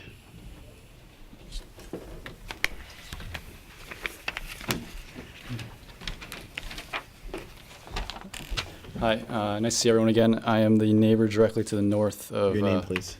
My name is Peter Yongvanich. I own 169 Elm Street. I'm here representing myself and my wife, Leah Yongvanich. I have not yet seen the plans for just the staircase, but Miss Wilson was nice enough a couple weeks back to let me go into her house and actually look out the window which she was planning to convert into a door. I still request that a staircase be denied. If you have the opportunity to go in there and look out that window, her lot is 35 feet wide. It sits directly on my property line. My house is 15 feet from my property line. And that window, if there's just a landing to put your feet on to go out, when you go out, you look directly into my backyard. These lots are extremely narrow. There's no place to hang out and entertain. There's a small grass proper, small grass patch in my backyard, it's exactly where she looks. I have a nice oversized garage, pre-existing, which I work in a lot with my cars. I'm in there. If my garage door is open, someone comes out, they're looking down into it. Cars are valuable. It's also, more than anything, I didn't know that she removed the deck, but even coming out of the staircase, you look directly into the yard. And the issue I have is, unfortunately, the size of the property is just so small. And every time, I did submit a letter and I mentioned that the way the houses are set up, the back of the house of all these lots on Elm Street is kind of where the main access points are. So I go in and out of the backyard, I park the car in the backyard, the barbecue's in the backyard. My house is only 1,800 square feet, it's 3-bedroom, it's a small house. My family comes to visit, we stay outside, all right? In the wintertime, I have a gym set up in my yard, in my garage with heater, and I'm in the garage. I'm working on my car in the garage, and unfortunately, when you're looking out that window where the proposed staircase is gonna be, you're gonna see right into the yard. And it's a 0.18, my lot is 0.18 of an acre. I mean, you can't get smaller than that. And unfortunately, it's not square, it's narrow. So just the angle that it comes out, it makes it even worse. So that's my concern. I understand, I actually don't understand the need for the staircase. It's she's rented the property in the past. She hasn't had any issues getting tenants. I understand before with the deck it might be more appealing. But if you think about, my house is built in 1920. Going back to the county clerk's office, the land goes back to the 1800s. They're not in the historic district, but they're classic looking homes. Having a a long, unappealing staircase in the backyard when the house is already narrow, it just doesn't make sense to me. All right? Thank you. Thank you. Any more public comment? Okay. May I respond to the Sure. issues, if it were? First of all, I try to say this calmly as a mother. I'm so glad you're worried about my daughter. No, please address the. Since he's so concerned about my daughter, I'll be enforcing the settlement that we entered into where his camera is not supposed to irrelevant be to- on my daughter's bedroom window. Please, irrelevant So- before this board, please. Having said that, I don't understand why people have a problem with me burning my own electricity. If I wish to have my lights on at night or in the day or whatever time, I don't see how that's a concern to this board or to anyone else. As far as the concern about people being able to see into or out of my yard, at my own expense, I've installed a fence and greenery. I will be very pleased to remove those tomorrow, if that's what people would like. If people want to see my backyard or want to see what's going on in my backyard, I'll be very happy to remove that so people can have a full view of my backyard. I don't know whose building this is or purports to be, but I've never had a stairway like that, nor to my recollection has the house next door to me ever had a stairway next to that. I don't believe this board would ever approve anything like that. I don't know what it is. I don't think that that's even legal. I'm very What? familiar with, Is that just a manufactured picture? I don't know. I don't believe it's I think it's. I don't know. It looks like I it's don't know. in New York City. Used to live in something like that years ago. I'm very familiar with how 161 Elm Street looked before it was purchased and renovated. I know exactly where the stairwell was, I know where it is now, and I know about concerns about safety and issues of people being able to look into your backyard because my daughter was sprayed with bug spray by the neighbor when he was on his deck last summer. And I think had we- to have the police come to alleviate that issue. I think we could have alleviated a lot of all of these concerns. I think the last time this board assembled together and we spoke with you about this, we spoke about a enclosed staircase or stairway, where if there is lighting, it would be in an enclosed area, not an exterior exposure. Right, as the house next door me does not have an enclosed stairwell. Understood. And it is an outside stairwell. It does have a light. Apparently, I don't know, in some type of retribution fashion, perhaps a much brighter light has recently been installed. But I really, quite frankly, I just closed my It blinds. sounds like you guys are having neighborly issues. Well, I wouldn't call And- them and neighborly issues, because people are not I acting just very don't want to neighborly. get to the was it the Hatfield and McCoys? Yes. We just don't want to have that type of meeting this evening. We understand that Well, there is I some don't wanna discourse ever have between that the type of meeting. between the neighbors. But We as want to you get can to see from the the picture that was submitted, I don't possibly see how a light here could possibly fly over these three structures into the yard next door where those other neighbors are concerned about a light. I mean, quite frankly, there's a building envelope here, as you can see from the other neighbors. I mean, perhaps what I should do is just withdraw this application and put in a demolition permit and build the whole thing out like many other houses have been. And then people wouldn't have to be concerned, my bedroom would face their bedroom, et cetera, et I would cetera. like to get to a conclusion. But I'd like to get otherwise, to a- I'm simply asking for a fire escape, Okay. for safety reasons. If this board wants to deny that, that's fine. That's within your power. That's what I'm asking for. This board doesn't want to deny any application. understand You understand that. This board is not in the business to deny applications, to try to come to a reasonable solution to every application. Yes, unfortunately, at times we've had to, but it's not our goal to do so, and not our goal to do so in this application here today. You're saying that it's just not non-negotiable to have an enclosed stairways, that we're, I'm not saying anything's non-negotiable for myself. okay. But if, if that's what this board thinks is best and thinks aesthetically will be pleasing to the neighbors, that's fine. Okay. Brian, any comments? The comments about requiring the stair, we were going to get some state code issues resolved because there was a question about Well, that. the fire code, because it's pre-existing, yes, I don't have to. But I would think that this board would prefer that people bring their houses up to the code, not rely on pre-existing, non-conforming uses and things such as this so-called fire escape, Right. which I don't know whose it was or is, but I haven't seen it. But I certainly that the board would rather not have something like this, would rather have something that is aesthetically pleasing and useful and tenants would be able to use in the case of a fire. Or if I'm not renting the house, myself could use. And yes, I heard the comment that, the door will be, there will be access. Well, that's the purpose of a fire escape, to have egress and access in case of an emergency. So yes, it would be used. Absolutely. Anything further, Brian? No. Christine? So I just want to be clear, you're saying you would not want to consider enclosing the staircase? I would consider enclosing it, if that's what the board wants. I just don't think it would look aesthetically pleasing. But if that's what the board wants, the one at the post house is not enclosed. It's a metal staircase. It's not being maintained, so it's rusty. It doesn't look as Which pretty. is part and part why we as- would right. like a enclosed, because they have a tendency of obviously not being well kept, deteriorating or rusting, and Aesthetically it's pleasing. just not exactly, it's just not aesthetically pleasing to see a railing full of staircase coming up from a second story. Esther? First of all, I want to thank you for being sensitive to your neighbors' concerns about the second floor deck and agreeing to remove that. I think, we're certainly headed in the right direction.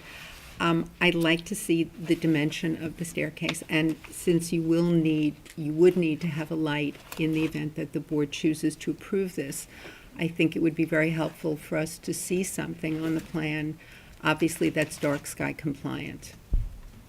That would be helpful, I think. And if you would be willing to do an enclosed staircase plan for the board to look at, that might also be helpful. But I do appreciate you taking off the deck, which certainly would impact your neighbor's privacy. Thank you. Patience. I know I'm, just when people bring up my daughter, it gets a little upsetting to me. Oh, I understand. It's just stated before. Especially when grown men want to look at little girls. Whoa. Don't Okay. wanna- Don't want to get into that. I don't want to get into it either. Any further public comment? Anything further from the board? I have one follow-up is, and as we'll review it whenever the plans get resubmitted, but I understand Ms. Wilson's, talking about fire safety, but if that was, it's probably something to consider later on when you go for a decision, but clearly the initial intent probably wasn't fire safety if a 6 by 14 foot deck was part of the initial plan. So that's my, like, I'm happy to come back again and contest it, but it just seems like. I'm sorry, I don't understand your comment. What you're saying is that because she It just had a seems like deck, the tone of why the deck has become a staircase keeps changing. But the why is irrelevant to this board. It's part of the, you have to understand something. Use is irrelevant to this board. Sure. Whether it's for safety precautions, whether it's for aesthetics, whether it's for entertaining, irrelevant. Only in the areas of privacy do we really get ourselves concerned with. And that's something we will take in consideration. Okay. Whether she wants it for her daughter, to rent it out, irrelevant. And I want to make sure that's on record, that you understand that. That's fair. Because we're getting close and more into this, why are we using it, it's for whom? Doesn't matter. Okay. Okay? So at this point, we're going to see if, It could be reasonably, if something that can come up that reasonably is aesthetic and doesn't invade privacy. you got it. Perfect. Thank you. Anything further? Okay, request of the board to adjourn so that we could, Yes, A, it's do, such a request. perfect. Motion to approve applicant's request to adjourn. I make a motion that we approve the applicant Barbara Wilson's request to adjourn 165 Elm Street to our next meeting. Second. All in favor? And if that is, again, if that's not something that the neighbors can come out and do and they would like a longer date, I'll be more than happy. That is not something that we're talking about now. 4/27? 4/26. Thank you very much.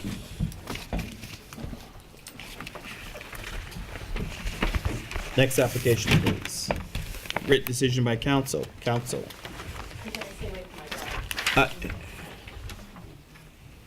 In the file is a decision approving the application as amended. I draw your particular attention to the provision of the landscaping, which provides for plus or minus 25-foot tall trees to be installed on the southeast property line.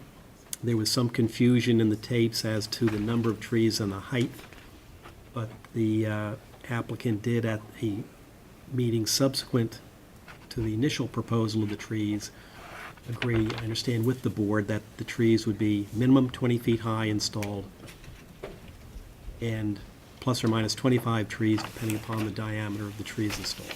Okay, which is all stated in the written decision, correct? Correct. This refers to the landscape plan, and I triple checked with the applicant. We had to revise it twice to make sure that the landscape plan was correct and coincided with the decision. Very good. Motion to approve written decision by council. I make a motion, excuse me, to approve the written decision by council for David Steinberg at 32 North William Street. Second. All in favor? Aye. Can you move these? Yeah. For the next two applications, which is Oak Crossing, we're going to put them, we're going to do a little agenda adjustment. We're going to move number 3 and number 4 to the end of our agenda. The next application we'll read is number 5. The next application then is Greg Camel, 27 Cameron Street. Is the applicant present? I'm recused. Yes. Hi, I'm Debbie Croft. I'm the architect for Greg Pamel. And I submitted two sets of a revised deck plan, and I think that was, and the basement plan, just showing, so the changes. The date of submission was April 1st? Yes. Okay. And that was at the last meeting. There hadn't been a quorum, so we didn't vote on it. And the neighbor was concerned that the arborvitae that are in the backyard might be adversely affected by the deck because it kind of was on a straight line. So we jogged the deck. And I have photographs of the backyard from the second floor, which show that the arborvitae, they must be 20, 25 feet that are existing. So you cannot see into the neighbor's backyard. The survey wasn't done in time to submit prior, but I have a survey that shows the deck as being jogged. Okay. There are a couple of questions we had prior to our last meeting. unfortunately, we didn't have a quorum. One being whether we had any challenges to proceed further because it was in a business district, and the site plan, the location of the lot itself, and its proximity to the property line, correct? Well, we went to the zoning board, so the zoning board approved the project. Yeah. It's not a commercial project, so it does not have to go to the Does planning. not have to go before Does not need planning. site plan review. So therefore, all the issues of, the dimensions and so So- forth so really our- they were approved, and that was taken care of already. So it was the issue then of the deck and so these are photographs from the second floor. They're not very, kind of dark. Did you? I don't think we have those. No, I didn't miss it. So that's the second floor view, and then it's also the one on the left is a photograph from the side. I have two of those if you want to put them both in the file. And then I also have photographs of the back. It's a series of photographs showing the vegetation along that side yard of the arborvitae. And there is a stake there that is the edge of the deck, so you can see that it's not backyard.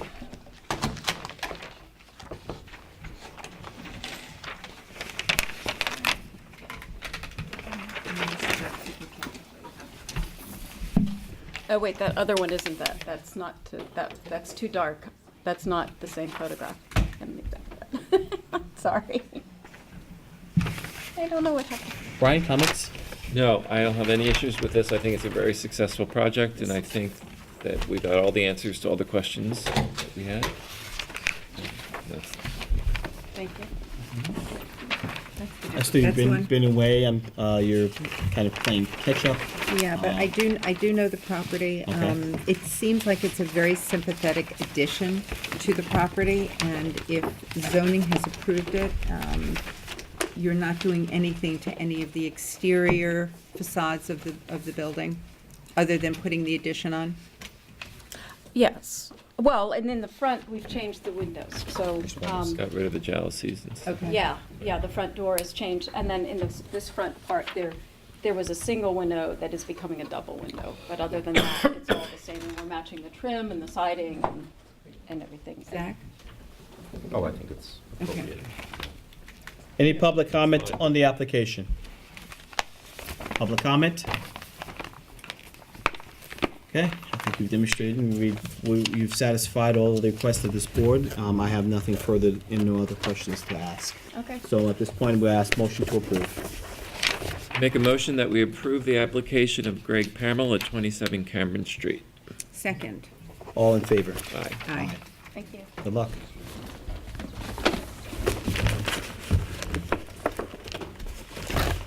Next application, please. Is Rite Aid Goodrich Southampton LLC, 82 Um, Newton Street, or did Motion to they- adjourn. Make a motion to adjourn, Goodrich Southampton LLC. Second. Please show on your motion that the applicant is not present. Oh, the applicant's not present? Yes. And the applicant's not present for the record, please. Motion's been, there was a motion, it's been seconded, all in favor? Aye. Aye.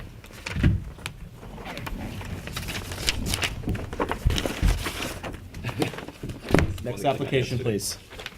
Next application is Judith Guest. 1 First Neck Lane. Hi, my name is Xiu Liu. I'm the architect for Judith's Guest.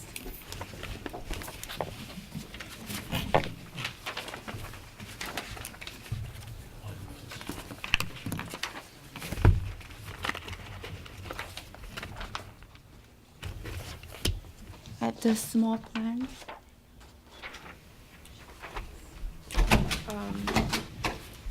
I did make a little bit change to the plan that's submitted. I put a detail on, so I'm gonna put in the new plan in. You didn't make a change, you just added Add more the detail. detail. Okay. And there is one little change on the elevation. There is a note saying that the fascia is matching the portico in the front. So that's the only two changes. So I'm gonna give it to you. And this is the. Just one Thank sheet. you. This is.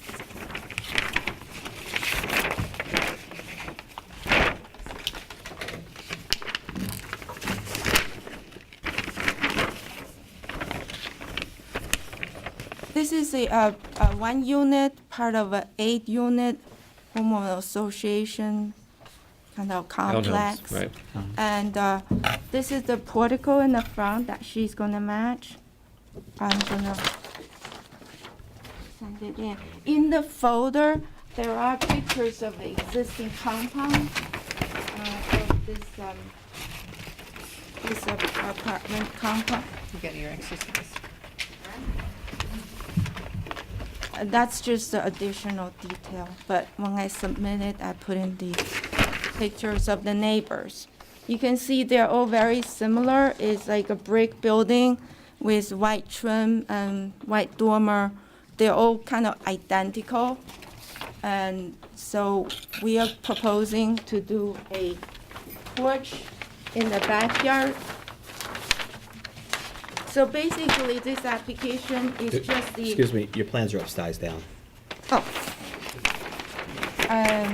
Basically, we're just doing the porch addition, just a addition of a porch. The porch is 20 feet by 14 feet, and the look will be mimicking the front portico.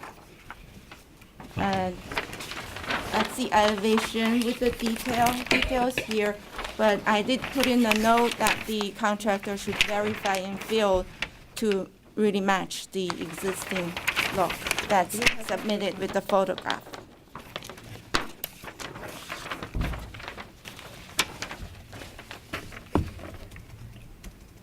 Brian, comments? I don't have any issues with this. I think she's matching the front elevation porch details, and it's on the back, and it's appropriate. Christine? No, I don't have any issues with this at all. Esther? As long as it's mimicking all the others and it's appropriate, I have no issue with it. Just wondering why it took so long to upgrade to match all of the existing. Oh, there is no porch in the back right now. Okay.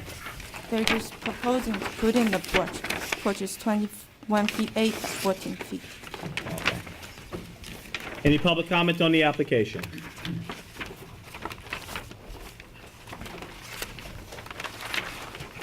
Motion to approve.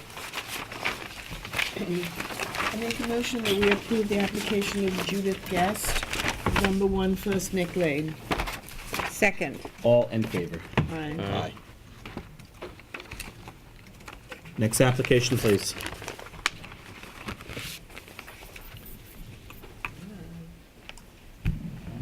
The next application is 21 Pheasant LLC for driveway gates. Adjourned. Sorry?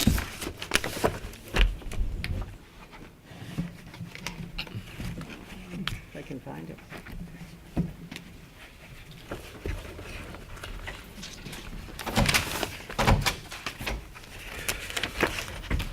Do you have it?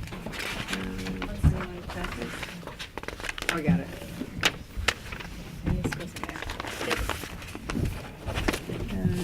Mailing posting. Okay, this is the, let's guess.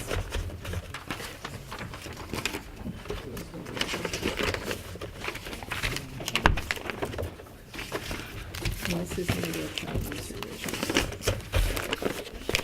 Housekeeping. With the gates. Okay, proceed. Okay, good evening. My name is Robert Fischetti. I'm the attorney for the applicant, Ferdinand Fischetti, 320 Hampton Road, Southampton. My client is 21 Pheasant LLC. I'm just here for, my client would like to install a set of white driveway gates onto the existing stone pillars that are there. It would be AZEK material, white. You believe you have a sketch? Panels underneath? Yes. Spacing between the slats? Correct. What is the spacing? It's on there, I believe it's 1.5 inches. 1.5 opening or 1.5 slats? 1.5 opening. Or no, I'm sorry, 1.5 slat and, I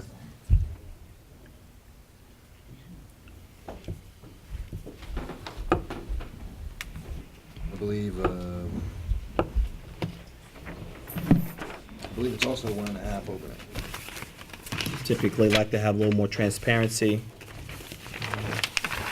in their opening. You're looking at it starting at 2.5, 3. Starting at 2.5.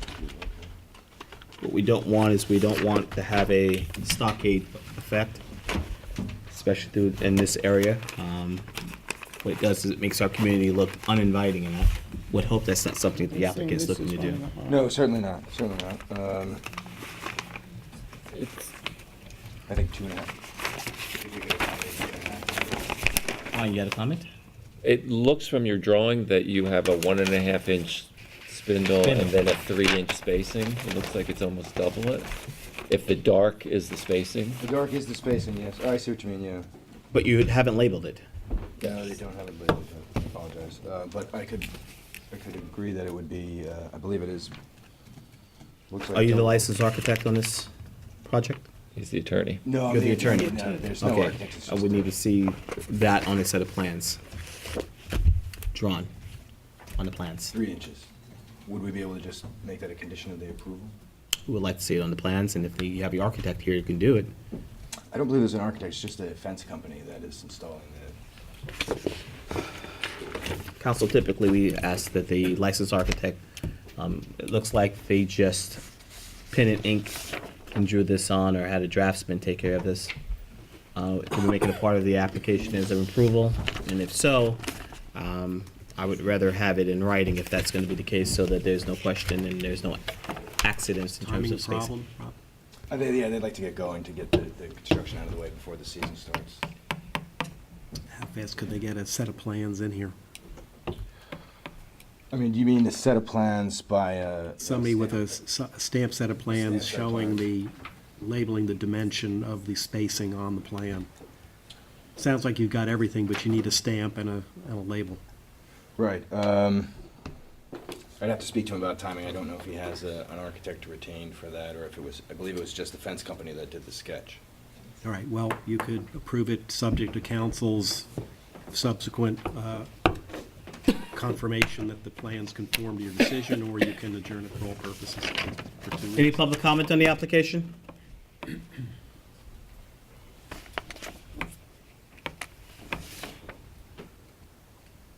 Council, I feel secure in having the, You need to get a stamp plan with that I would, additional I would- information on it. very Quite much like frankly- to see it.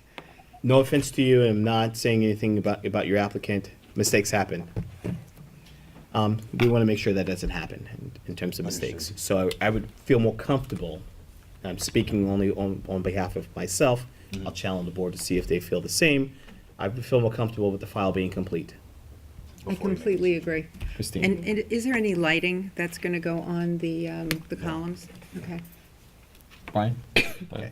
I feel comfortable, so at our next meeting, you'll have a copy, sample of showing the dimensions, the width, I mean, the spacing. This was accepted by the building department as a complete application, so. That would be interesting. You're before the ARB now. We would need a full set of plans showing the dimensions, showing the width, showing all of them. It would not be considered a complete application for this board to render a decision.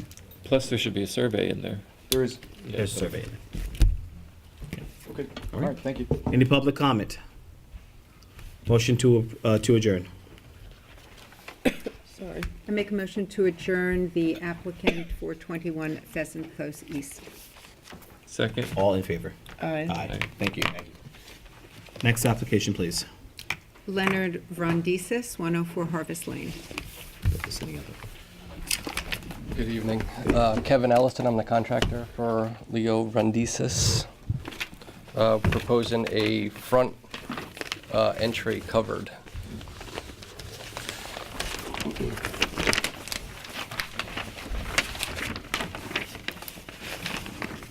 If you look at the elevation, the front concrete porch is existing, and the 2 light sconces and front door are existing. We're proposing to put 2 columns and a covered roof section.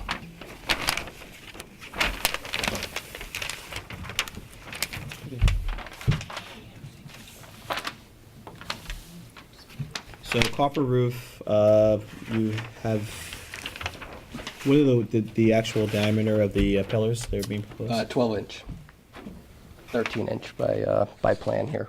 13 inch? Yeah, it's on detail 2. Okay.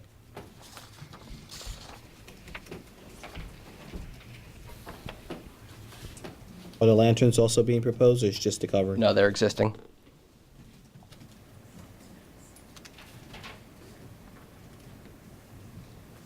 It's a, Is it just this? Just that? yep, it's a slate-covered concrete stoop. Slate. Yep.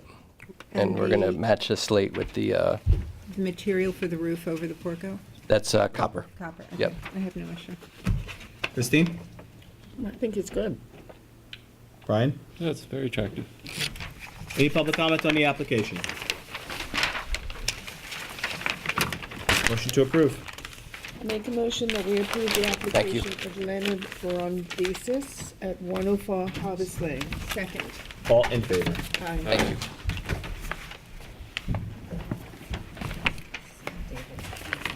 Which one is that?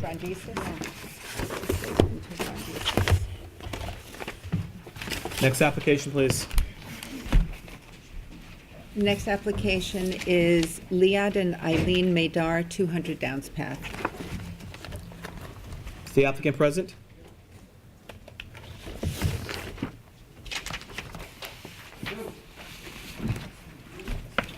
Sorry. Steven Sanabria and Neil Cummings from Fleetwood McMullen Architects, representing our client. I also have small sets for the board. Thank you. That is everything that has been submitted, along with one thing that hasn't been, which is the cover sheet, showing a site plan and the existing Google Earth map. We're proposing a new home, gambrel style, with the cedar shingles for the roof, cedar shingles for the siding, all to be weather natural. Our trim, balustrade, columns, and everything else on the exterior will be white. We're also proposing a pool in the back. Pool's not the precedent of this board.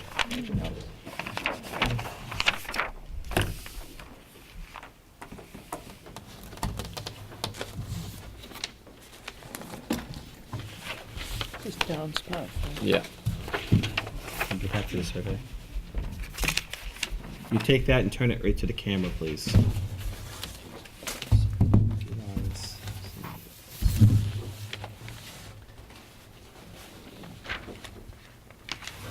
Surveying here or no?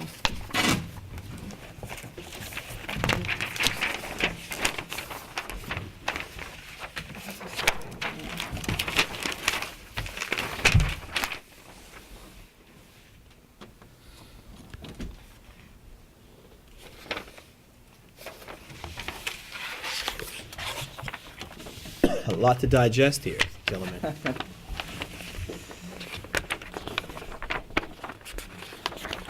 I see the building permit?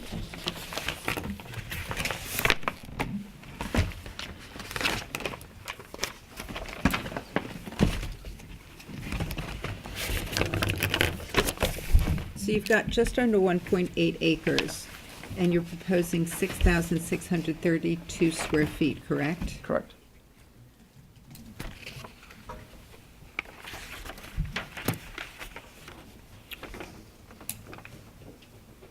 All right, let's start first on, you haven't labeled your pages here.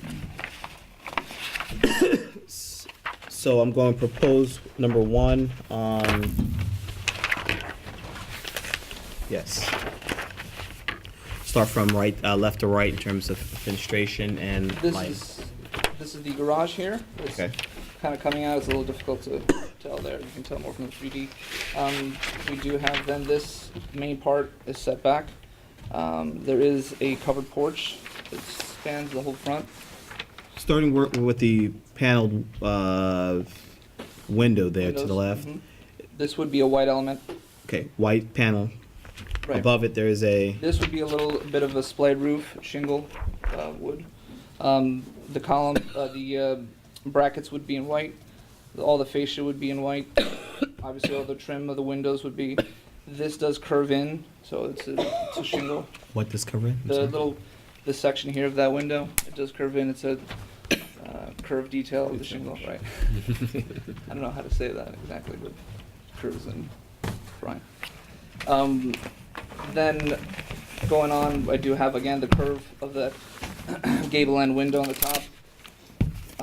Brackets with that white board across. Keep going, there is an eyebrow in the middle. Chimneys would be Glengarry, Danish blend brick. Again, covered porch, all the railings, all the columns would be in white. The bottoms of the columns are shingled on the top section. And do you have a detail on those columns that's on the second story, the recessed decking? A detail on these columns? Yes. I don't. Sorry?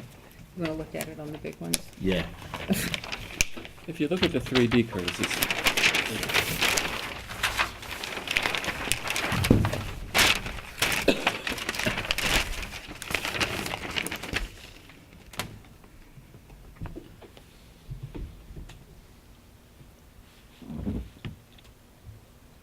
It What's the softens roof it a little material? bit more.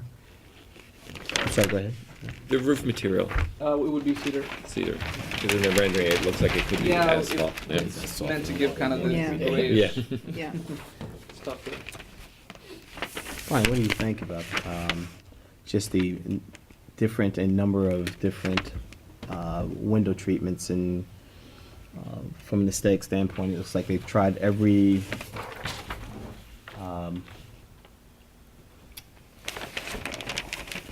new style of architecture necessary, especially in the panelizations in the front, the roof, or was that the shed roof at the top, the eyebrow above the center there, the recessed decking, the.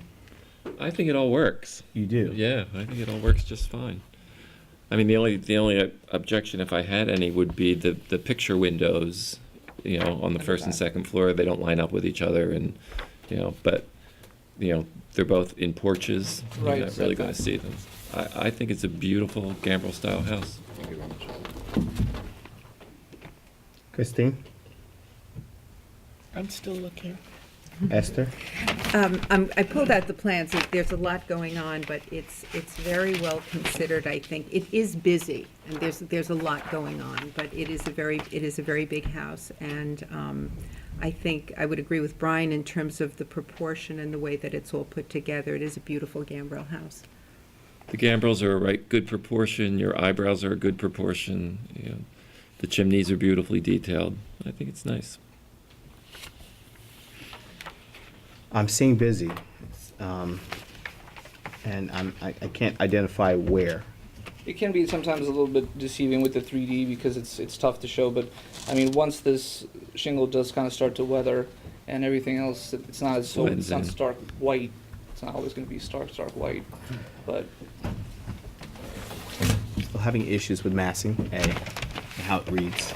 I know it's an acre, but it's a slender house that you've maximized length in length rather than overall volume. So what you've done is just taken the house, you've made it narrow, but you've stretched it out as much as you possibly could. it's just going to allow light to come in from both sides, so it's not Get it? dark. See, from reading it from what I'm reading, it just looks like it looks like a grander house than basically it is. Right. And I think that's what you were trying to do. Right. Well, I mean, I was going to say there was a reason behind the Oh. slimming of that. That's part of the issues we have here in the village, is that the homes are starting to look more and more grander than we would like, and they're starting to transition into taking smaller, more modest homes and making them look as grand as they possibly can. I don't think that's the the mindset and the direction of the village of Southampton. I'm just saying, in this particular property, you said in your own admission that that was part of your goal. Well, it's definitely is to not make it so plain that it, this is within keeping of the architecture, the traditional architecture that we love. We did take a lot of time and consider the massing and consider, because it lays in such a odd-shaped lot, and we did want to maximize the light that was coming in, we did narrow it down. Requirements of our client, requires that it has a certain amount of rooms, and so we needed to adjust accordingly. You turn that to the camera as well.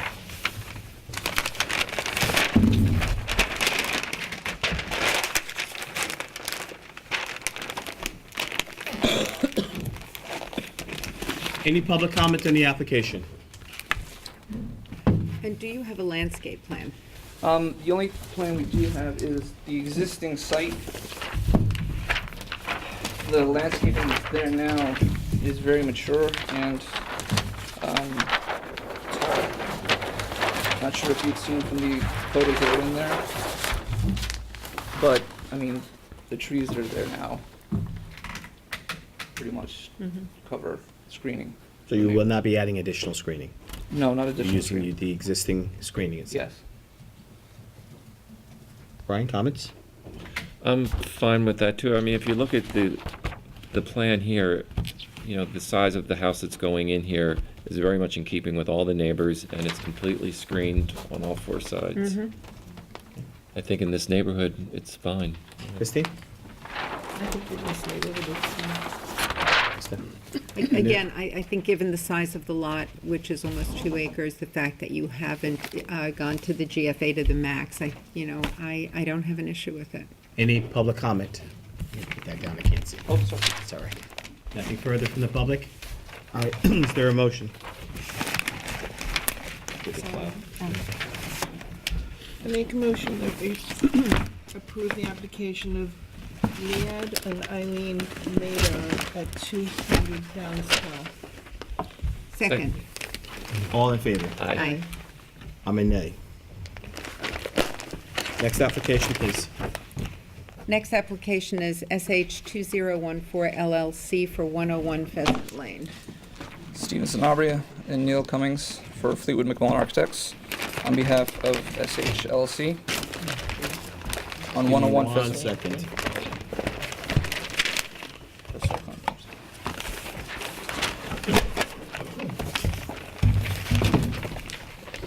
Do we have small sets?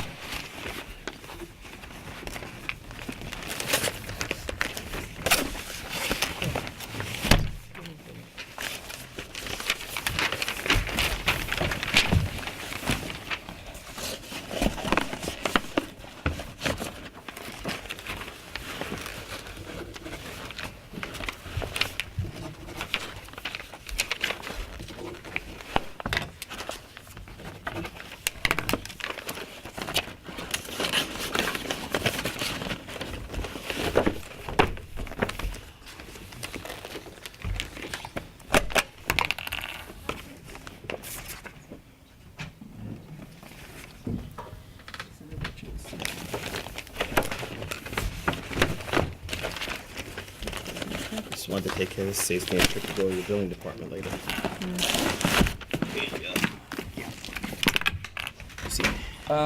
These we have the small sets also. The building department does tell us to kind of give you guys a small sets. Glad they are. It's very helpful.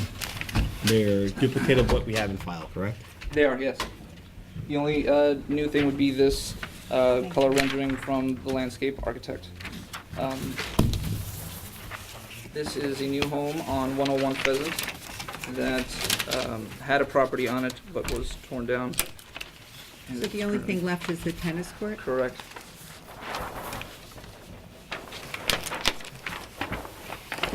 This is more of a gable, traditional style, also, with cedar shakes on the roof, cedar shakes on the side, and again, the white trim balusters, railing, columns. We did provide also a landscape plan because there was some holes in the screening that exist. Going right to the 3D.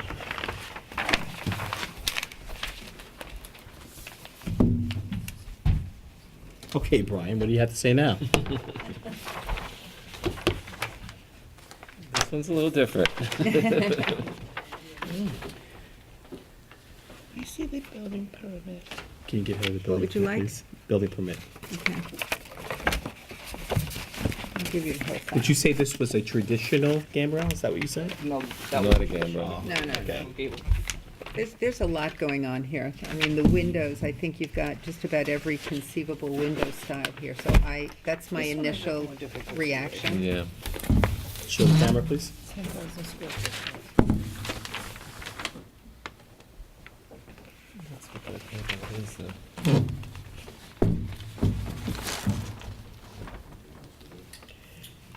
I'm sorry, it's like you tried to put Everything. everything modern into a It is. traditional home. Well, it is very deceiving in the drawings because it does take on more busyness than it really is.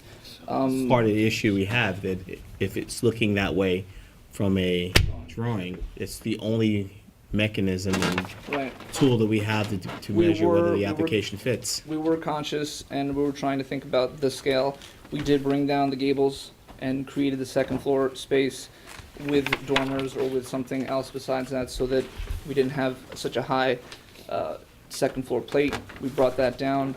To do that, the only place we did really bring up that second floor plate is in the center section to allow for light because that is our stair hall.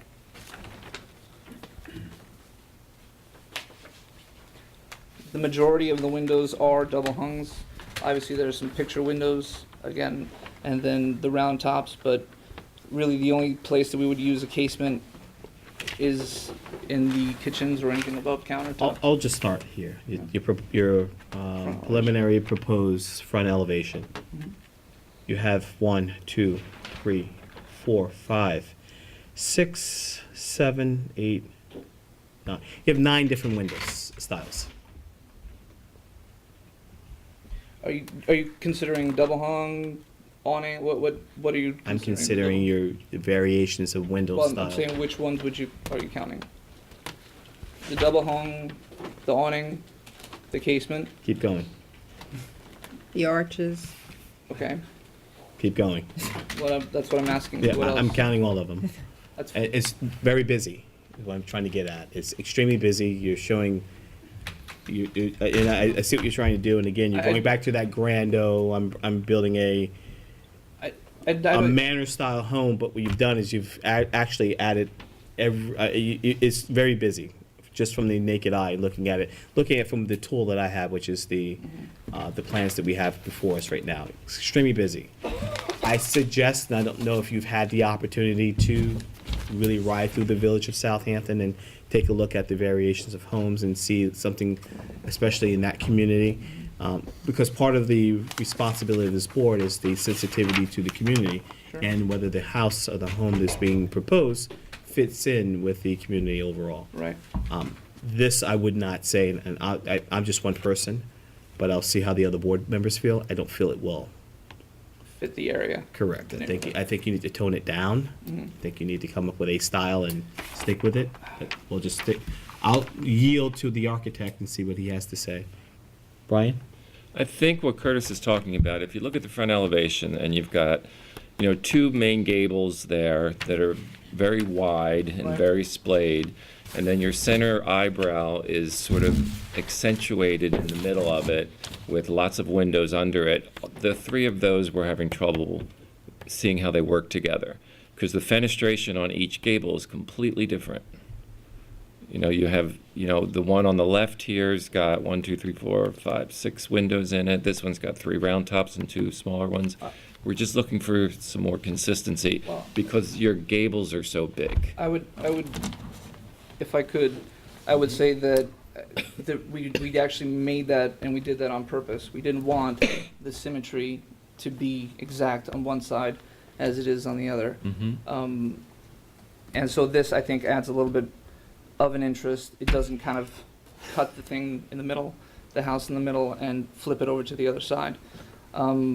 There is a variation of windows, and there is some interest going on, but again, we were conscious of that. There is a lot of roof that kind of brings down this whole house. So most of the house, you know, except for obviously the gable ends, a good majority of the house happens on the first floor. I disagree. I don't know about you. I think just looking at it, you go right to the second floor. It's because of how you treated, no, it's how you treated the gables, and the eyebrow in the center is just so large. It's so top-heavy.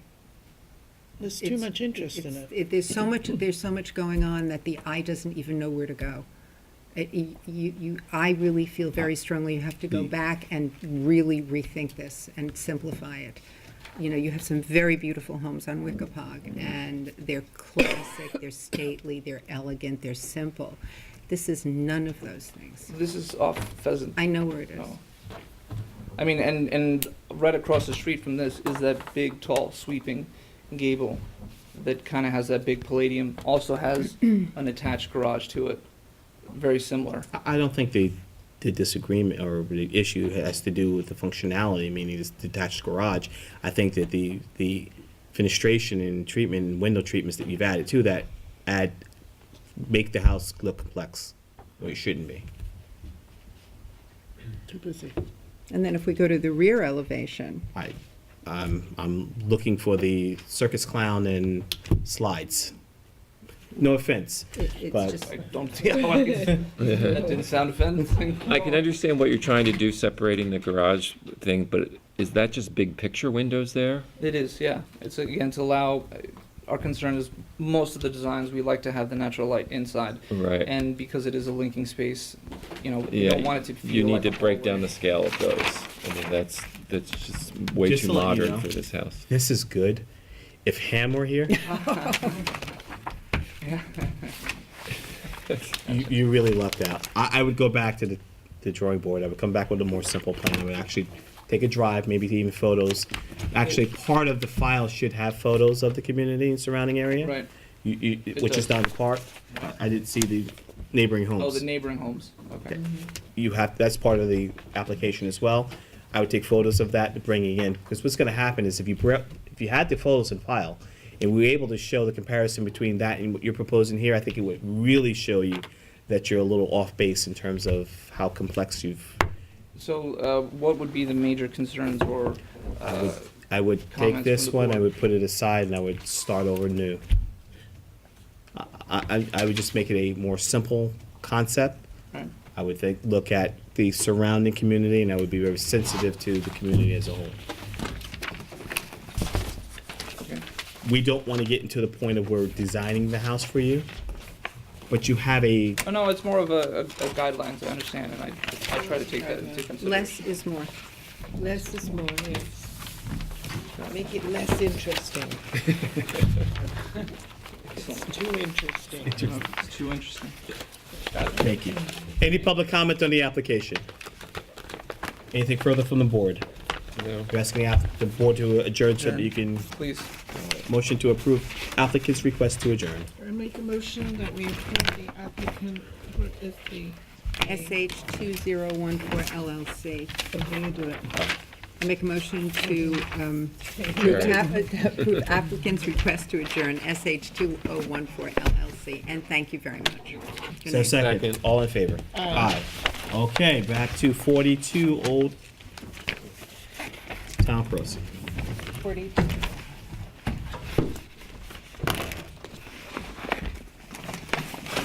We are sorry for the reschedule, but as you can probably tell, there's interest in this application, and we want to make sure that everyone had the ability to hear and voice their opinions sensitive to the full agenda itself.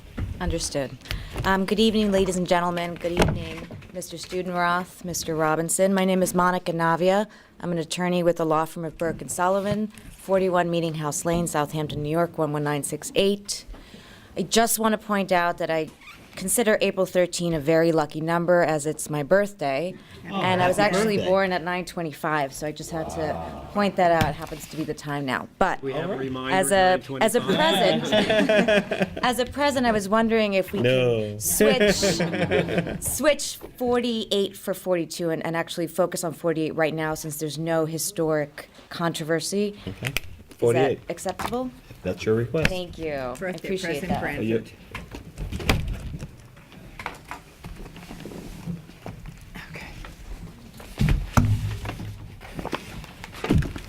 So just for the record, we're looking at 48. 48. Both houses.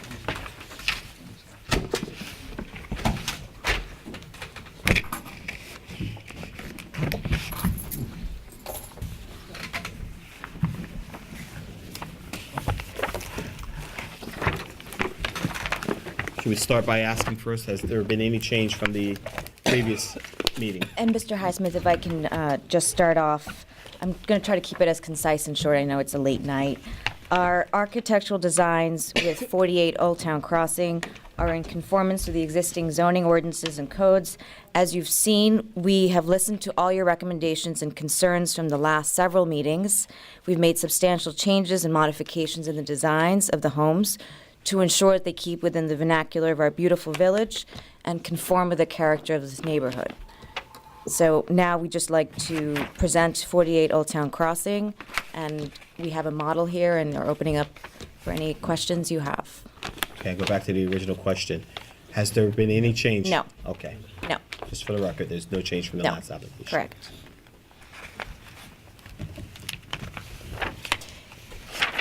And with me here tonight also is the architect Jeff Gibbons, as well as the client, Mr. Louis Follow. We had concerns, Brian and board, and I'm bringing you up to speed over the overall volume of the house itself, how it reads on property, and there were also some privacy concerns the neighbors have brought up, especially with concerns to the third story windows, set of windows that would have a potential of having a line of sight to the neighboring property, which is obviously always a concern of this board itself. The applicants brought forward what they considered to be a acceptable application as a process to show that the height of the trees and screening that's proposed will be sufficient enough to hinder any line of sight to the rear or adjacent property itself.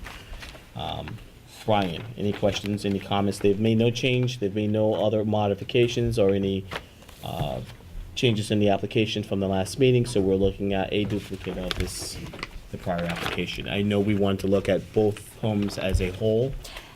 And, Hear me? sorry. Just giving instruction.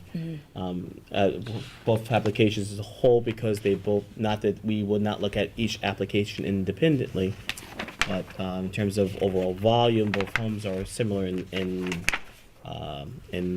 volume, in size, in height, a little bit more in design as well. So we had some concerns about how both of these would tie in with the community overall, especially the streetscape.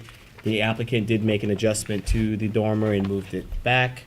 I believe it was 17 feet. 17 feet from the initial application to try to, sorry? I'm sorry, 4 feet off of, and then we moved it back. They moved it up on the ridge. The Yeah. edge Okay. of the second floor. So that was their attempt to try to take away some of the third-story read to the structure itself. I think I've, Can I say one thing? You certainly Jeff can. Gibbons, architect. This house is, the setback, front setback for this area is 30 feet. And this house has a front porch that's 11 feet. So this house is really 41 feet from the property line, not 30. And I think that's something, it was mentioned that it would appear very tall because it had a central gable. But I think at pulling it back those extra feet will alleviate that. And with all due respect, I do have to respectfully disagree that they be the 42 and 48 are looked upon as one because I'm requesting that you Yeah, look at that's them not what as I said. separate. Didn't- No, yes. not saying that you did. I'm just out for the record and for my client. I want to make sure that we're looking at each property as single and separate properties. and We certainly are. distinct. Okay. This board looks at every application independently. Thank The you. decision of both applications would obviously have an impact to the streetscape as a whole. Understood. Okay. But at this point, I just want to make sure we're focusing on We are 42, focusing on- 48 alone. That's correct. Thank you. Are the neighboring houses at the same front yard setback? Or are they at the 30 feet? It's hard to tell because there's so much Yeah. heavy bushes. You had in your booklet a, I got your booklet, let's take a look at that. This one. Sorry. It's okay. This is a neighboring house, 2 houses over. That's wider, taller, and more square feet than we're proposing on. What number is that? This is 66. 66. Their gable's smaller, though. Yeah, it's wider at the base, but the actual gable is like half the size of yours. The gable's half the size of ours. It's like 2 sections there. It's just as tall. Yeah. It's got a big garage door. And it's not as nice as yours. No one's questioning the architecture. I don't think anyone had any issues with the design, with the trim. The question had to do with volume and read on streetscape. Right. And just to refresh your recollection, which I'm sure you all remember, at the last several meetings and hearings discussing 48, everything seemed to have been resolved, but you reserved judgment based on the fact that we were sort of traveling together with 42 and 48. So I just want to, like, we've discussed the issues already, but obviously if the board The person who wants to. requested the model is not here. And we were told you couldn't approve it last time because you just didn't feel right doing it without Mhm. the missing member seeing what he requested. So this seems... Thank you. And I believe you also have copies of this that just show that there are 6 homes on the block that are equal to or more square feet than we're proposing. So when you talk about mass, it's, Let's make this clear. You have as of right in terms of square footage. We do not talk about as of right in terms of square footage. well, it keeps bringing up mass, so I just But wanted to. mass is how it reads on property. I have to see it. I can make 6,000 square foot look 20 different ways. Right. It's how it reads on property. How does his streetscape read? What's the impact to the neighbors, et cetera. So we don't want to talk about your square footage. You have as a right to build Understood. whatever the square footage is. Understood. It's how I read that when I do a streetscape. And do they have copies of this also? Yes, we submitted copies of the pictures as well as the All of that data. material. Yep. So now I'm yielding towards the board now. There's been no change in the application. They want us to look at this application independently. I'm sure there's public comment.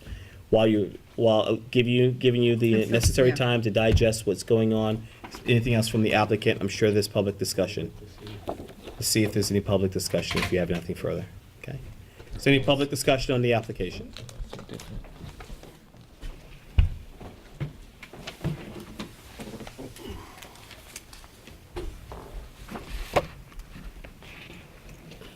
Tom Burke, you realize it's past my bedtime.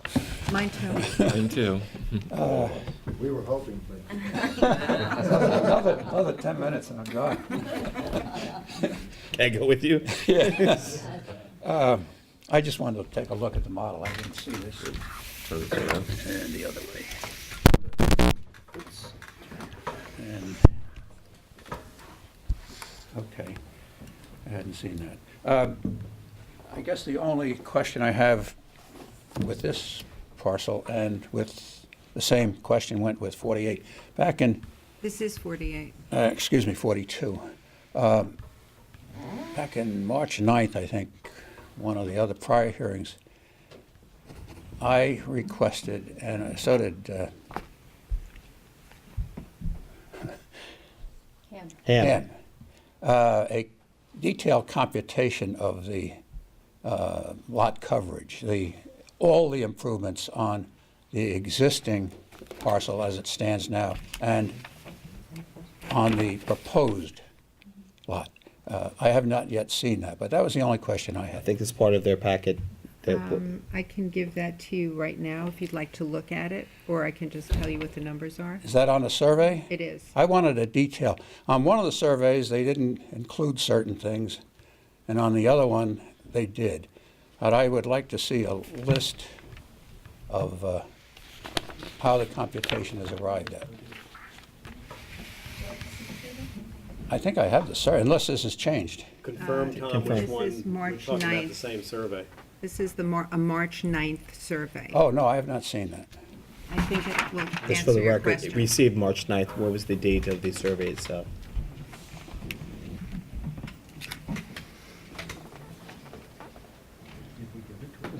Existing.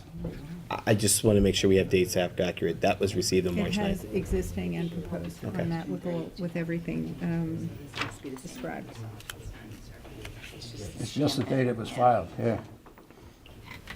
I'll have to look this over and compare it with, Well, that's part of the file, so you can't take it away. oh, okay.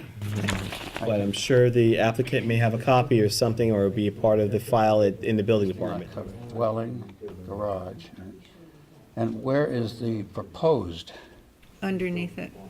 existing allowable coverage, proposed coverage?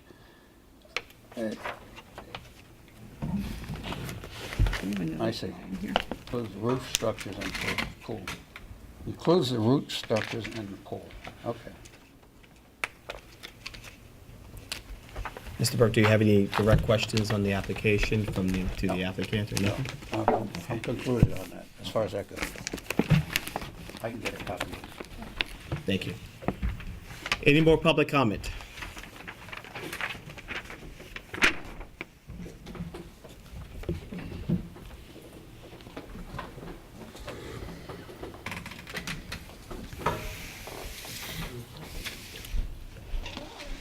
Good evening, Jay Deasing, resident of Southampton Village. First, I just wanted to ask if you got a scale streetscape that showed the houses in comparison to the neighbors. I think that was given a few meetings ago. But I went to the building department, they didn't have it. There was that cardboard, I don't think we asked that we keep it, but it was part of their application. And the building department told me that they did not, they were uncertain if it was to scale because there was no scale. No, they had a little cardboard, yeah. They had it here at the meeting. We didn't keep it. It was oversized. They decided it might. I'm sorry, you said the building department said it was not to scale.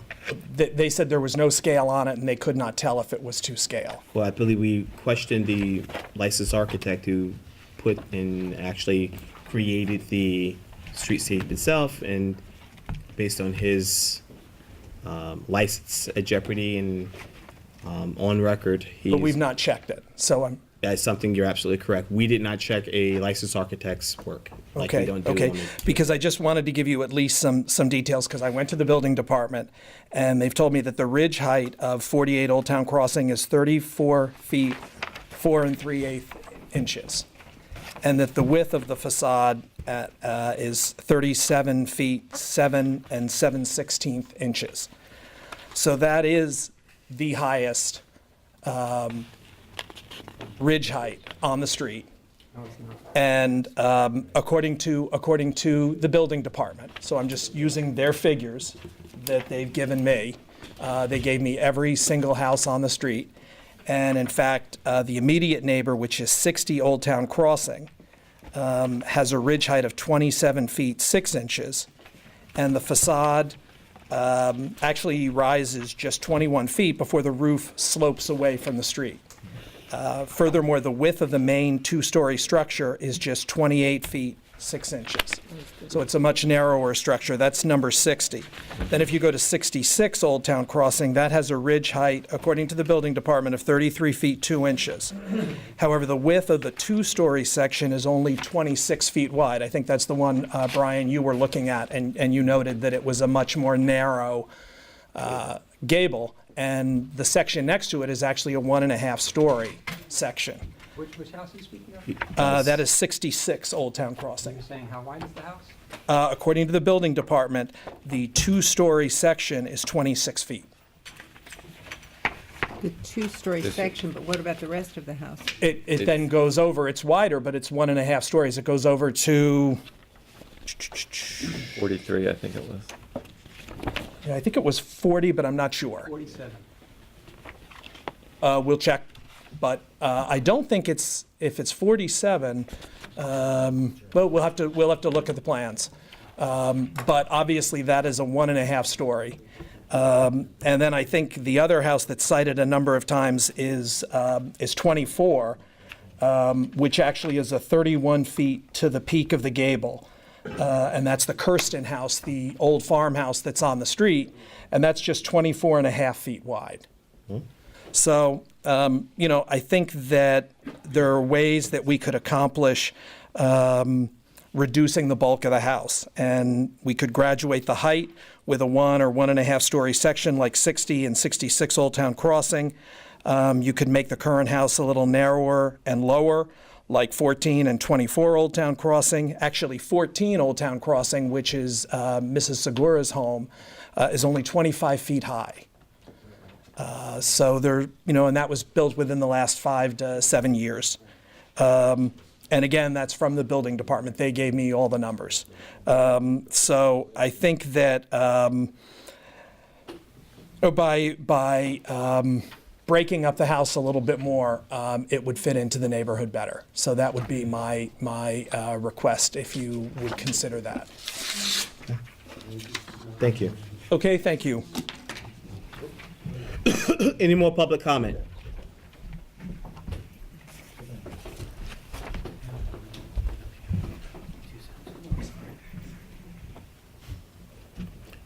42. Yeah. Then not 48. We're on 48. Right. Okay. The comment was that it would reflect differently. That's, I just want to make sure it's clear. Yes. Please step forward.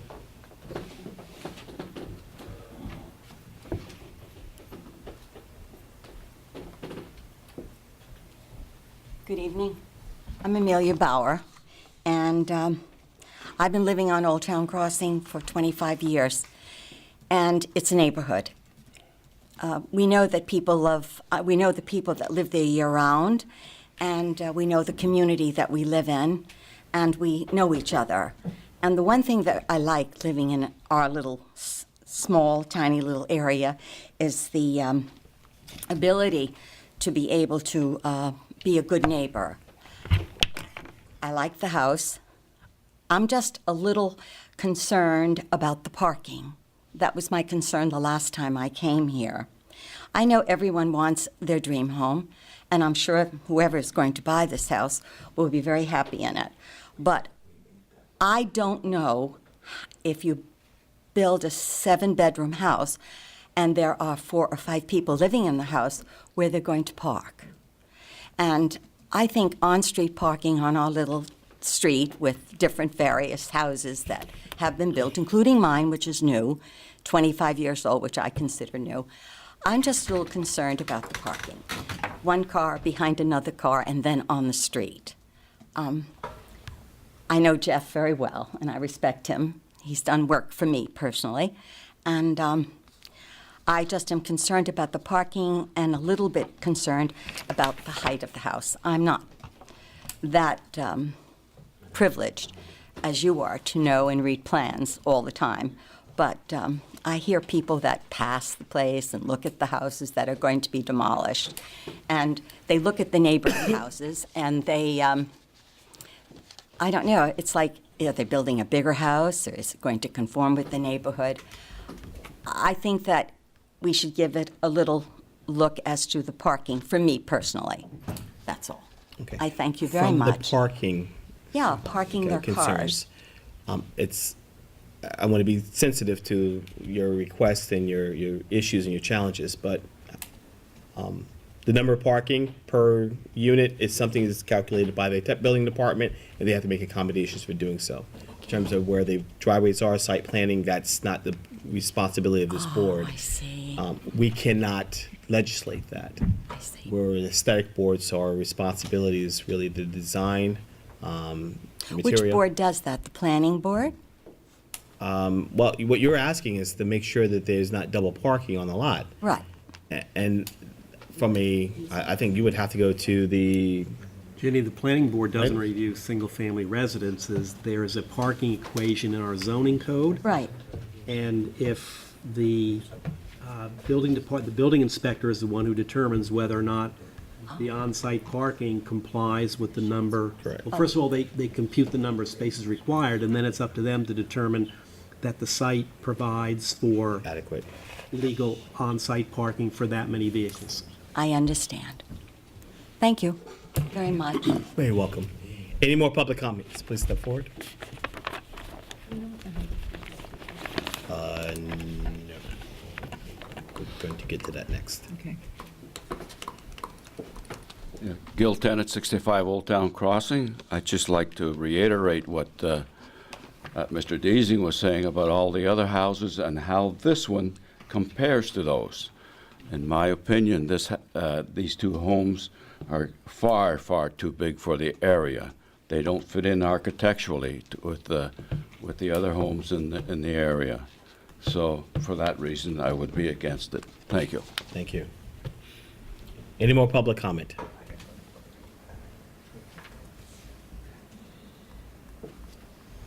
Nothing further? Okay, rebuttal?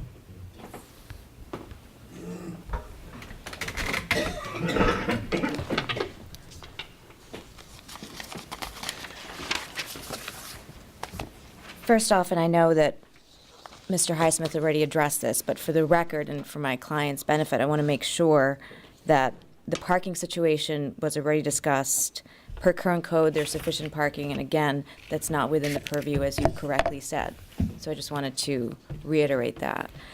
The second point, we submitted Old Town Crossing data from the building department and licensed surveyors. We took shots of every single house, of every ridge, and you do have that in your file. And I'd like to go over each house, each address, the width, the ridge height, and the mass, including the neighbors that live at 109 Old Town Crossing, 65 Old Town Crossing.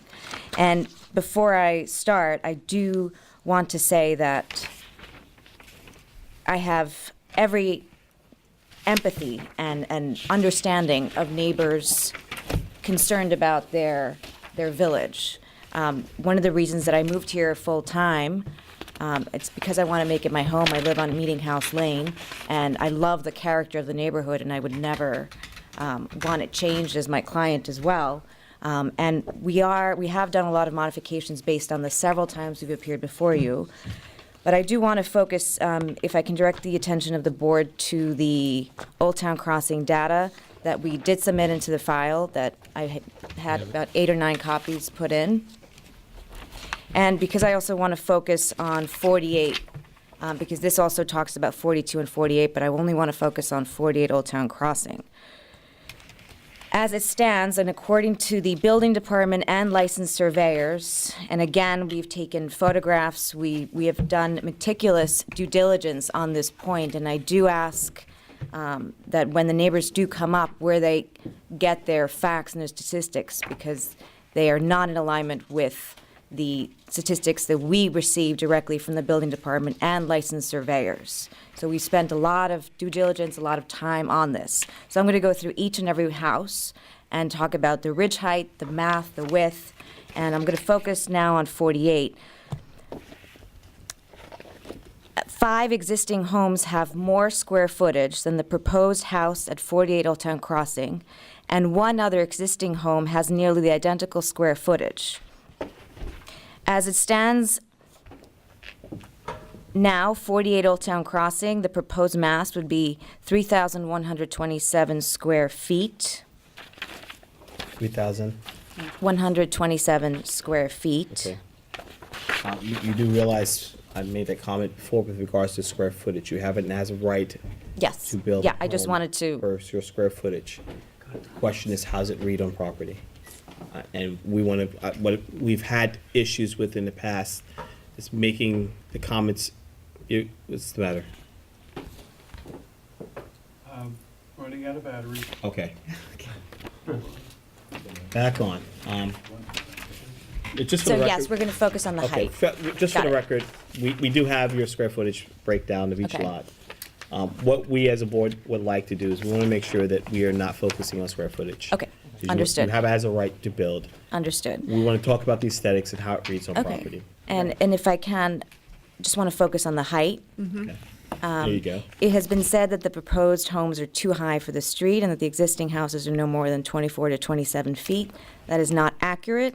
9 existing homes are 30 or above. The proposed height for 48 Old Town Crossing would be 34.4. There are 2 existing homes that are higher than the proposed houses, and 7 other existing homes are 30 or above. Can I just stop right there? Yeah. I'm sorry to interrupt.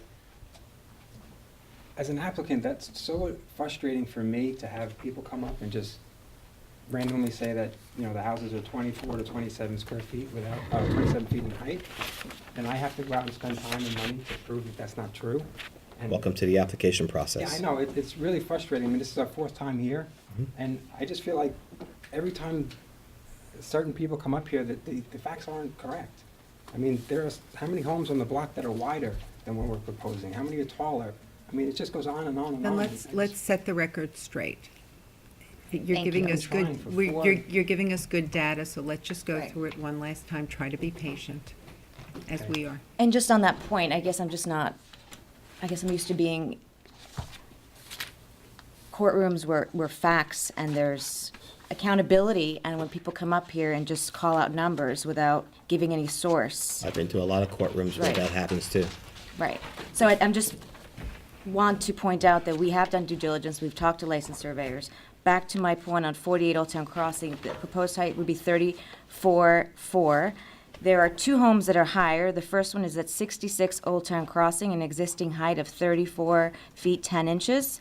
The second tallest house on the block happens to be owned by Mr. J. Deasing himself, 109 Old Town Crossing. The existing height is 34 feet 8 inches. And that's So that from- makes it the second tallest house on the block. That's from a licensed surveyor, that's not something we Keep your just... comments to the board, please.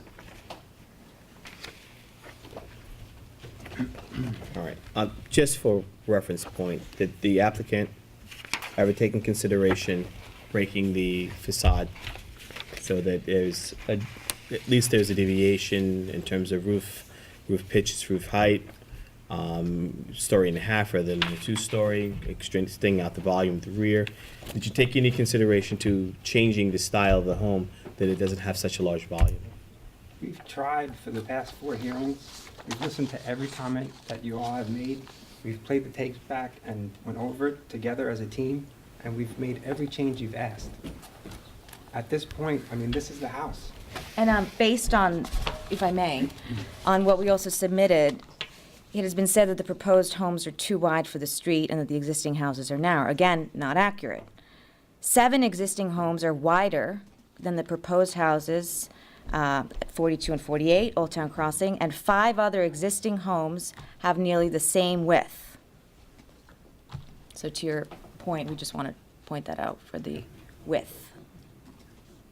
Anything further? Not at this point. I'd like to say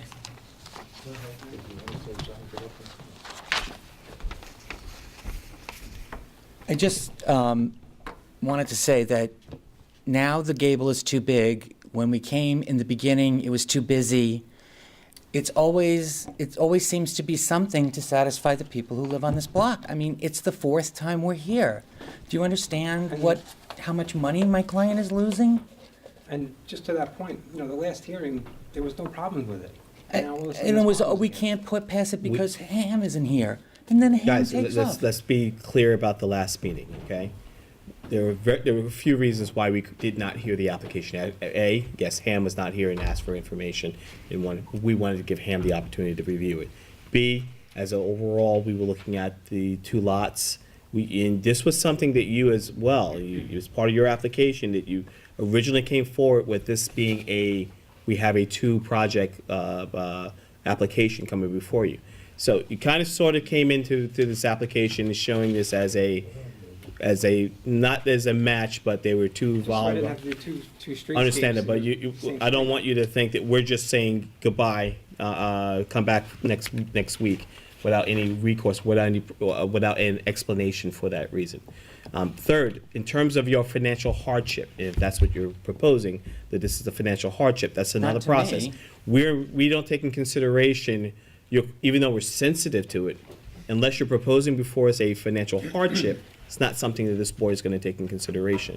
We have to do as much due diligence as we possibly can to look at an application and render a decision we feel comfortable with. And if that takes more than 4 meetings, then it takes more than 4 meetings. We've had applications go for 60 days for a myriad of For a reasons. 3,000 square foot house, it's just ridiculous. I'm sorry. With all due respect, and we do respect the board's due diligence and careful analysis, I have to say, though, on 48 Old Town Crossing, there is no historic issue like there is in 42. We have presented them as separate, not Always been a volume issue, and it's always been a And we- privacy concern. That's never changed before this board. Never Agreed. changed. I'm agreeing with you, That's Mr. fine, but Highsmith, we're- but we I also already showed addressed that, and that was already. Examples of the same privacy concerns on the block. So why can there be 5 other homes on the block that have the same, actually more of a attic window? And we're proposing something that's 17 feet back off from the side elevation. Why is it special for us and not for the rest of the block? And we understand privacy, it's a very sensitive issue, obviously. I'm living there, I mean, obviously, I don't want to change the character, I don't want to affect anybody else's privacy. I wouldn't be up here working with a client that did.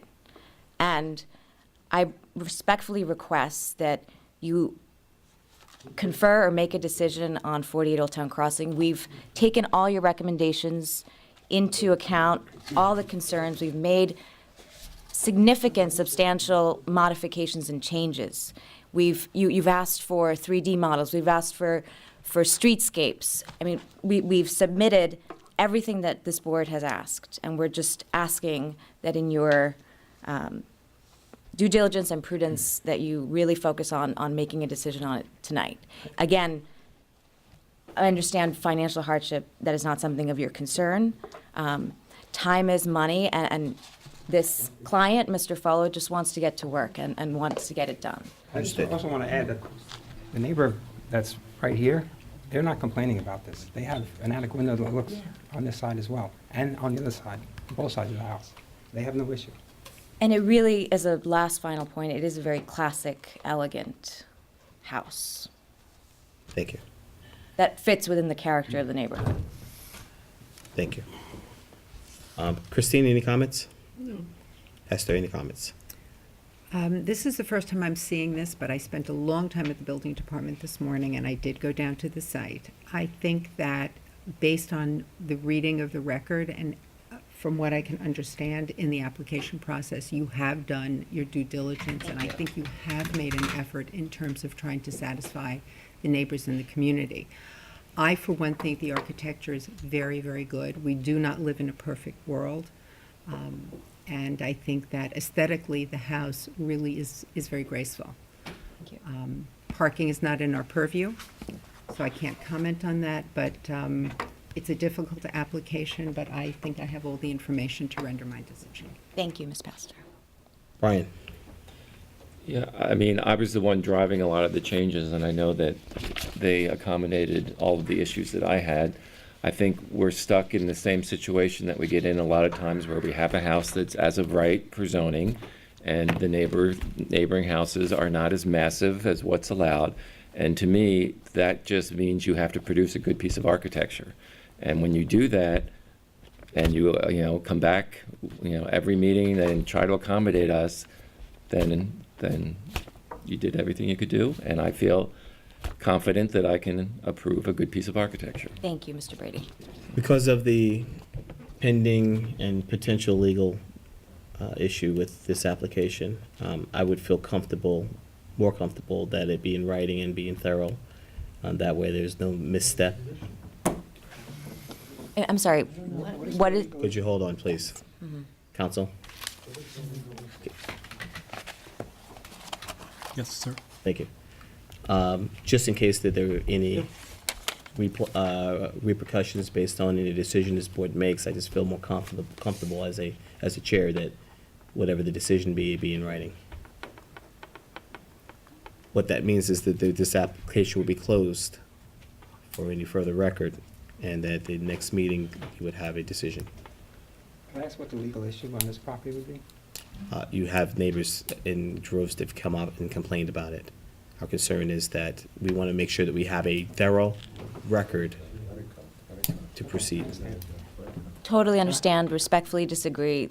Neighbors coming up wouldn't make it a legal issue, but understand and respectfully. I also want to apologize for getting worked up. This has just been an extremely frustrating process for me, and I apologize if... We do understand, and it's, You understand? sometimes we feel the same way. Is there any more public comment before we close the application? Now, understand from a public standpoint, this application will be closed for any further record. It'll be I'd like closed to for- apologize also. Forgiven, no problem. Long night. So it'll be closed for written decision by council. So if anyone has anything to say, now is the time. Other than that, we'll empower our council to prepare that written decision at our next meeting. Motion to close for written decision. I make a motion that we close this application on Old Town Crossing for written decision by our council. Second. All in favor? Aye. Now, Thank you for your time. 42. Stay right here, yes.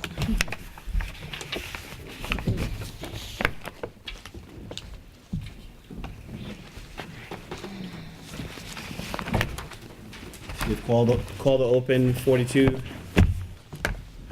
Zach, have you done any further development on this particular project in terms of? Thought about it quite a bit. Went through the file, which, new things in the file, which I guess you'll be introducing and discussing. So, that is to say, there's a brief engineer's report and a more lengthy survey of houses in the village. But if you're going to bring that out in your presentation, then I will wait to comment on those. Okay. That's the better. And then I have a brief presentation, which at this advanced hour has just become Very briefer. I'll try to keep it brief. But I'll indulge you for about 4 minutes. Okay, thank you. In a few minutes.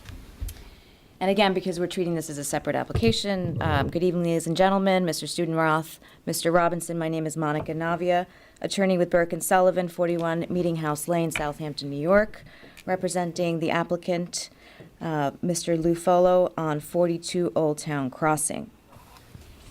I'll keep it as concise and short as I can. Our architectural designs for 42 are in conformance with the existing zoning ordinances and codes. As you will see, we've listened to all your recommendations and concerns from the last several meetings and have made substantial changes in the designs of the homes to ensure that they keep within the vernacular of this beautiful village and conform within the character of the neighborhood.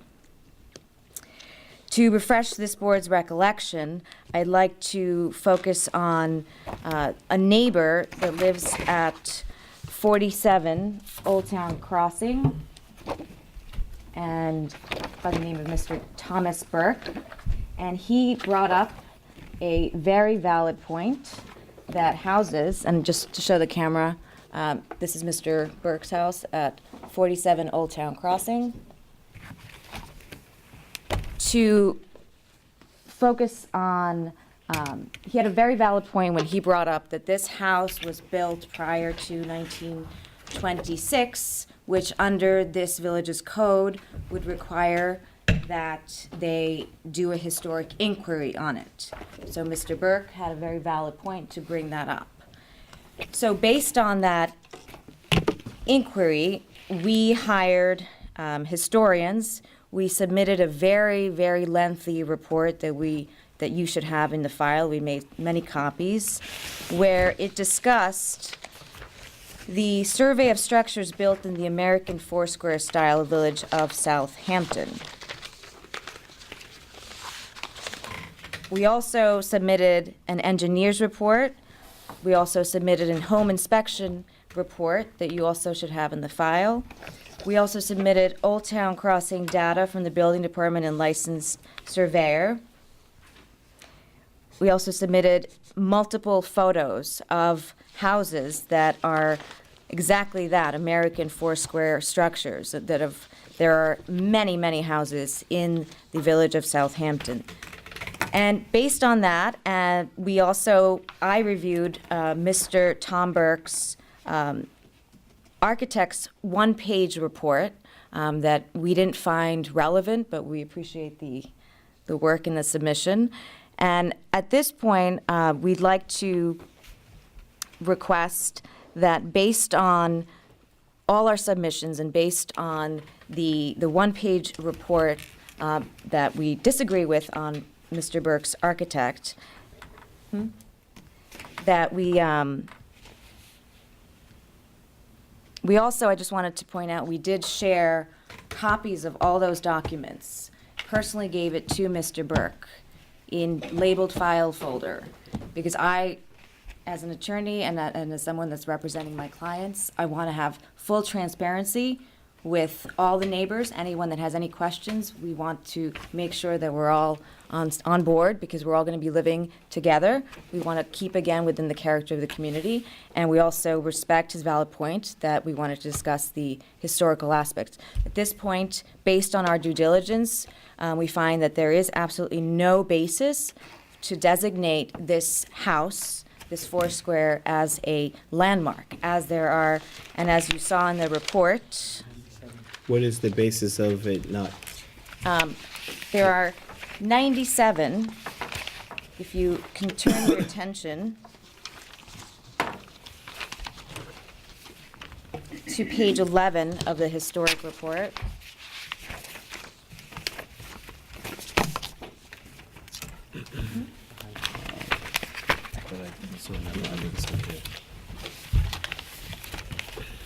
There you go. Page 11? Yes. Okay. In the village of Southampton, there are 97 structures that were identified as being built in the American Foursquare style as a result of this survey. They were scattered throughout the village. And the American Foursquare was a very popular style that emerged in the 1890s and became very popular also because of how sensible and how economically feasible it was for the middle class. So after our due diligence, after our research, we went around the entire village and found almost 100 Foursquare homes.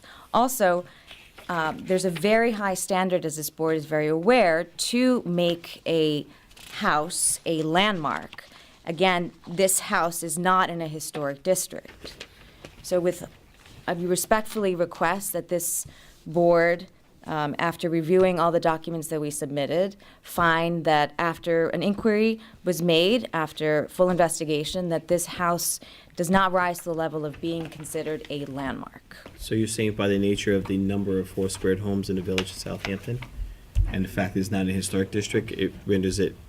And also, the condition of the house itself, which was also another issue. But it's another issue. Process. Yeah.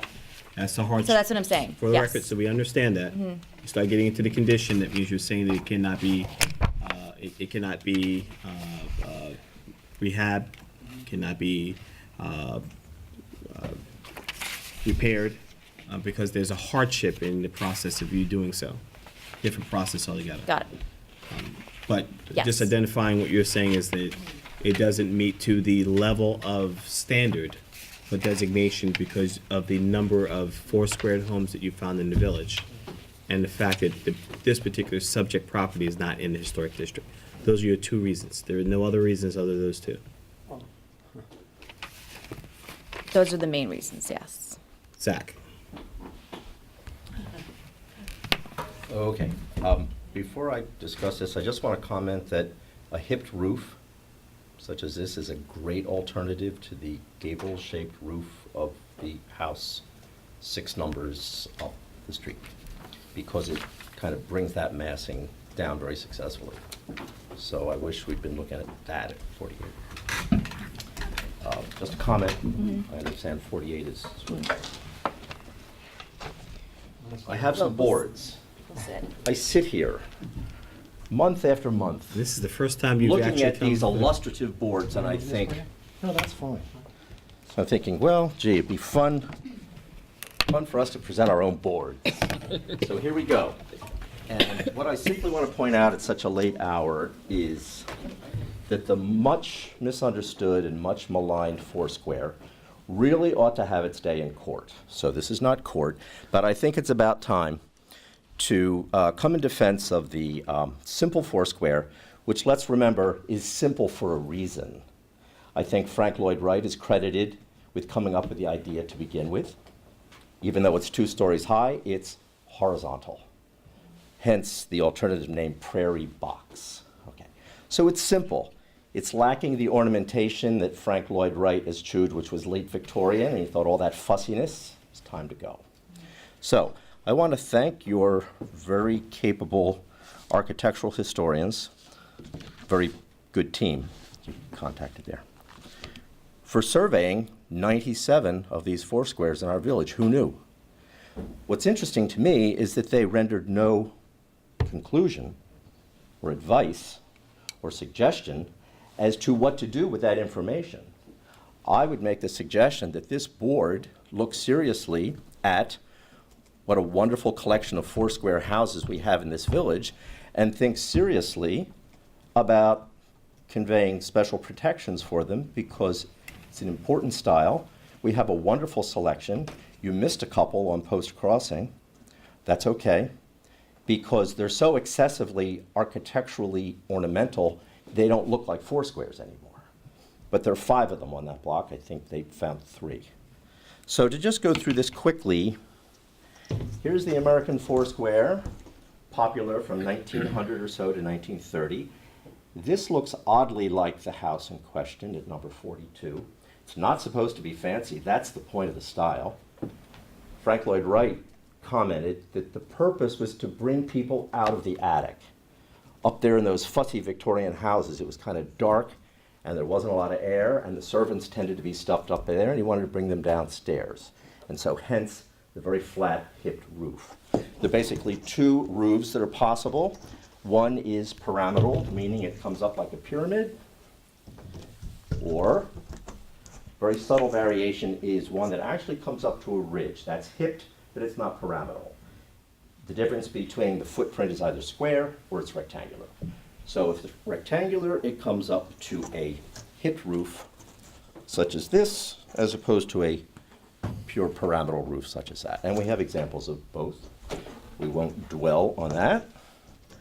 Anyway, these are quite informative. I actually borrowed this from the city of Roanoke, Virginia, which has put out a wonderful guideline, such as we have here in the village. And they have lots of these Foursquares, which they're looking to preserve, as are we. And they point out that these were particularly popular in communities in which the railroad gave good access, because so many of these were sold in kits to be built or modified, as the case might be. One of the other important elements in the Foursquare, and I'm ultimately getting back to the demolition evaluation that I filled out, which triggered this, thanks to Mr. Burke. Spotting this as a house of certain age, which we did not realize. And that is a wonderful variety of doors and windows, some look quite ornamental, but the point is they're opening up. The door, for example, is opening up from the old paneled Victorian doors, fully glazed, again bringing in more light, because that was the objective, to bring more light into the house. That, in its day, was considered to be more healthful. Here are some versions, a variety. They even stuck one in with a gable roof, and I think that's a mistake, but that's what architectural historians quarrel over, you know. Whether this is a proper Foursquare or not, I don't think it is. I think the defining characteristic is the hipped or the pyramidal roof. So getting back to that, just so you understand clearly, these demolition evaluations were part of the code change, which I guess was about 4 years ago. And these are routinely filled out. This is before an application comes to this board. The building department requests a site visit for a house that appears to be of some antiquity, older than 1926. And the reason for that date is that the building department has in its possession 2 original maps. One is a Sanborn map, which very detailed footprint of all the houses. So if these buildings appear on that map, that's pretty sure that it's of that age. And so that triggers this. Now, the criteria that apply are those which are in the code. That is to say, if a house appears to meet one or more of the criteria that are listed in the code, it's deemed to be of enough interest to be considered for landmark review. Simply that. I know that's not that simple. And in my opinion, this house at 42, and I'll quote from the code, embodies the distinguishing characteristics of the architectural style. Now, let's understand what distinguishing means. That doesn't mean it's distinguished. It means these are the distinguishing characteristics. It can be a very humble house. It can be a very modest example. If I told you the examples of one-room schoolhouses that I've investigated over the years, I wouldn't call any of them distinctive or, highly distinguished buildings. They're simply characteristic of their form. That's the criterion. And in my estimation, this house at number 42 meets that criterion. Now, that isn't to say that it should be landmarked, because individually landmarking a building meets a very high threshold, as you know. However, it's important to realize that in 1991, and again 4 or 5 years ago, when we updated the survey of properties, of historic properties in the village, with the intent to consider the ultimate possible redefining of the district. This doesn't necessarily happen, but that motivates a re-surveying. We listed this house at 42 both times, in 1990 and again 4 years ago, as being of interest when it had not been surveyed before. The other thing I think that's quite important, realize for people such as me who began to do this survey work 40 years ago, houses that were built in the 20s were not considered old enough at that time to have achieved sufficient historical interest. So I would submit that very few of the 97 foursquares that your architectural historians identified were surveyed in 1979, because they weren't even 50 years old at the time, which is the National Register cutoff. So I'm saying with age, people and houses gain in some distinction. And so a house built in the 20s, surveyed in 1979, was overlooked.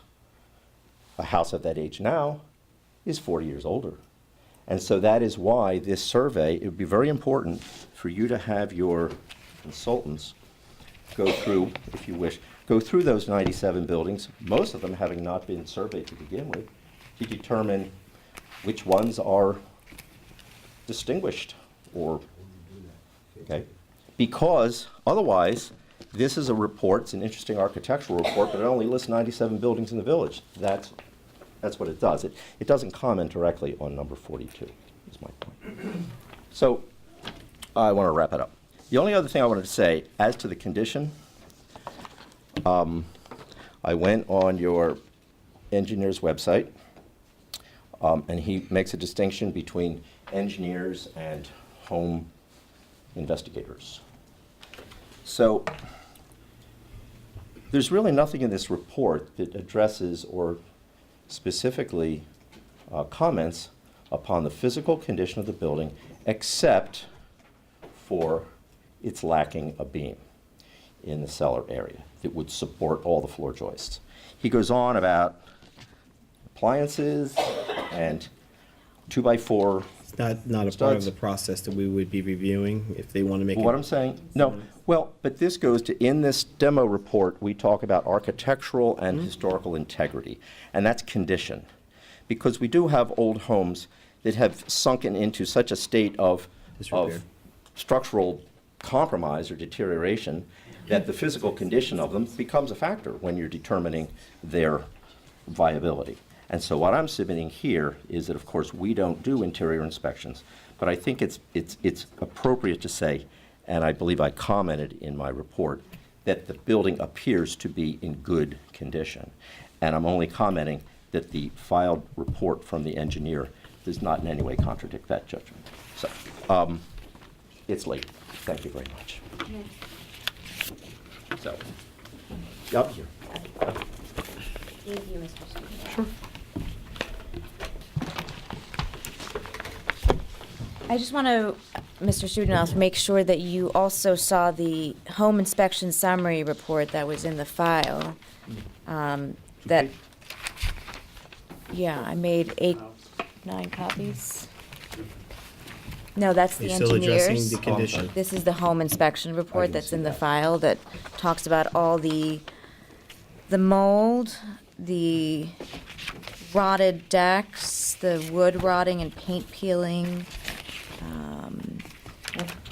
Again, Picture freeze we're getting damage. into an area about restoring, and the costs are the significant wear and tear on the structure, that it can't be rehab. And I don't think that's a conversation you want to have. It would have to be more detailed than what you're providing right there. Because mold, quite frankly, in a home that's over 30, 40 years old is going to have mold. It's part and part of where we live and the nature of the homes as they age. So we would need, if we get into a point where this application goes into a hardship process, there's going to be a higher standard for you to determine that to be the case than just an engineer's, it's peeling and there's some rot. If I may, because I have to put it on the record. Sure. Because he did make that statement, and I'm not going just on the engineer's report, I'm going on the home inspection summary that was actually very detailed, that's in your file. Mm-hmm. And between both the engineer's report as well as the home inspection, the house structurally is ultimately falling apart, and throughout the report it says it's actually dangerous to live in. So if you can actually look at those reports in depth, and if you want, I can go through the whole report, but I know. We've done Yeah. a dozen Okay. plus hardship cases. And as much as I respect that report, Or both of them, actually, yeah. both reports as a Mhm. whole, again, when we get to a point where, if we get to a point where we are discussing hardship, Mhm. I must tell you, it would have to be a higher level of research, and also to a degree where we would have to have a cost to cure. Right, There's no totally house. understood. There's no such thing as the house is incapable of being repaired. It's just not the case. Mhm. What is the cost to cure? What is the actual cost it's going to take for you to put it back to a point of habitation if you're saying it's inhabitable now? Which again, I'm always cautious, and I think this board's always cautious when people use absolute words such as it's inhabitable. Well, someone's been living there. Possibly. Yeah, someone's living there Possibly. now, correct? No. No one's living. No. I always question that when people say such an Well, absolute. no one's living there, but yes. But we're not at that right. phase now, and I'm sorry, Understood. I'm trying to steer us in the right direction, Right. because we can talk about a lot of things that have no Right. bearing on the application currently. And when we do come to that phase, we'll definitely follow up with even more due diligence. Trying to help her. If we come to that phase. I just want to make two quick points. Again, I'm asking this board to look solely at 42 Old Town Crossing. We are not requesting that this board open up a designation of a historic district. We're asking, does this particular property rise to the level of landmark designation? And to Mr. Studenroth's points, there have been several modifications at 42 Old Town Crossing that would deem it having been changed. So it's not the original Foursquare. There have been several modifications. I don't know if my client would like to address that. Between the garage, the entire rear of the property has been modified. So with modifications, it no longer is the same Foursquare distinguishing historical property. And if you want to respond Zach, to is that what you said? I wasn't going to get into a dialogue about this, but if you read my report, it's only one page. No, while we're on record, is that Single some- page. That was For addressed. record purposes, is that what you It's stated? addressed on the single page. I understand that, but we're keeping record. And in my opinion, the conclusion, which is the bottom of that page, the recommendation is that it be considered for landmark hearings. So that's with all the information above, which notes the addition to the back. Right. I just want to make Obviously, sure. The garage right. is a freestanding structure, has no bearing Right. upon this building. Decks that have been added to it are not the structure, there's no bearing upon this.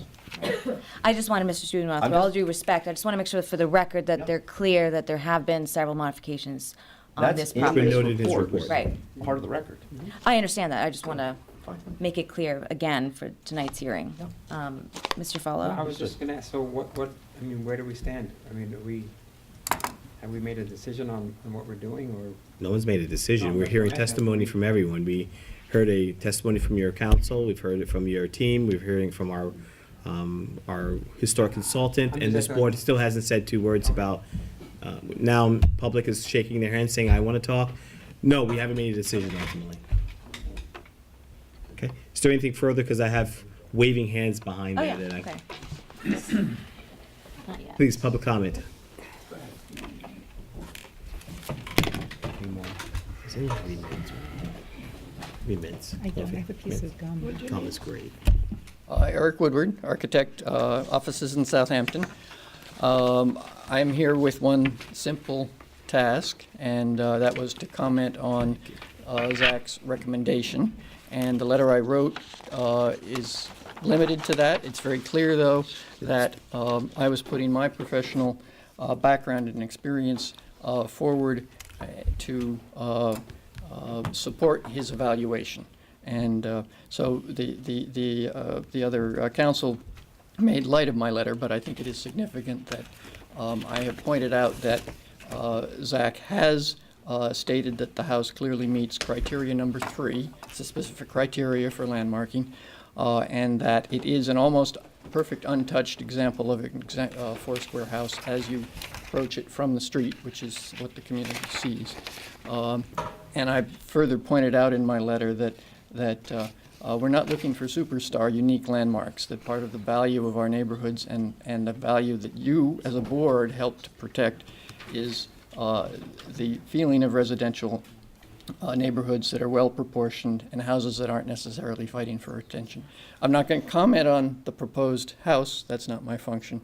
I'm just commenting on the fact that this house, I feel, is legitimate as to be nominated for the landmark preservation. And just to finish by saying that I would expect that if you do landmark the house, the applicant will have a chance to discuss issues like what happens to the back of the house, whether that was worthy of being preserved and had been changed, and he'll very likely be able to do an addition in the back that suits the needs of a new owner of the property. But we want to have in Southampton streetscapes and properties where there are some old houses. We don't want to come back, or we don't want to have our grandchildren and we're walking down the street and we say, well, you know, there used to be some examples of what was here, but they're not here anymore. We're sorry.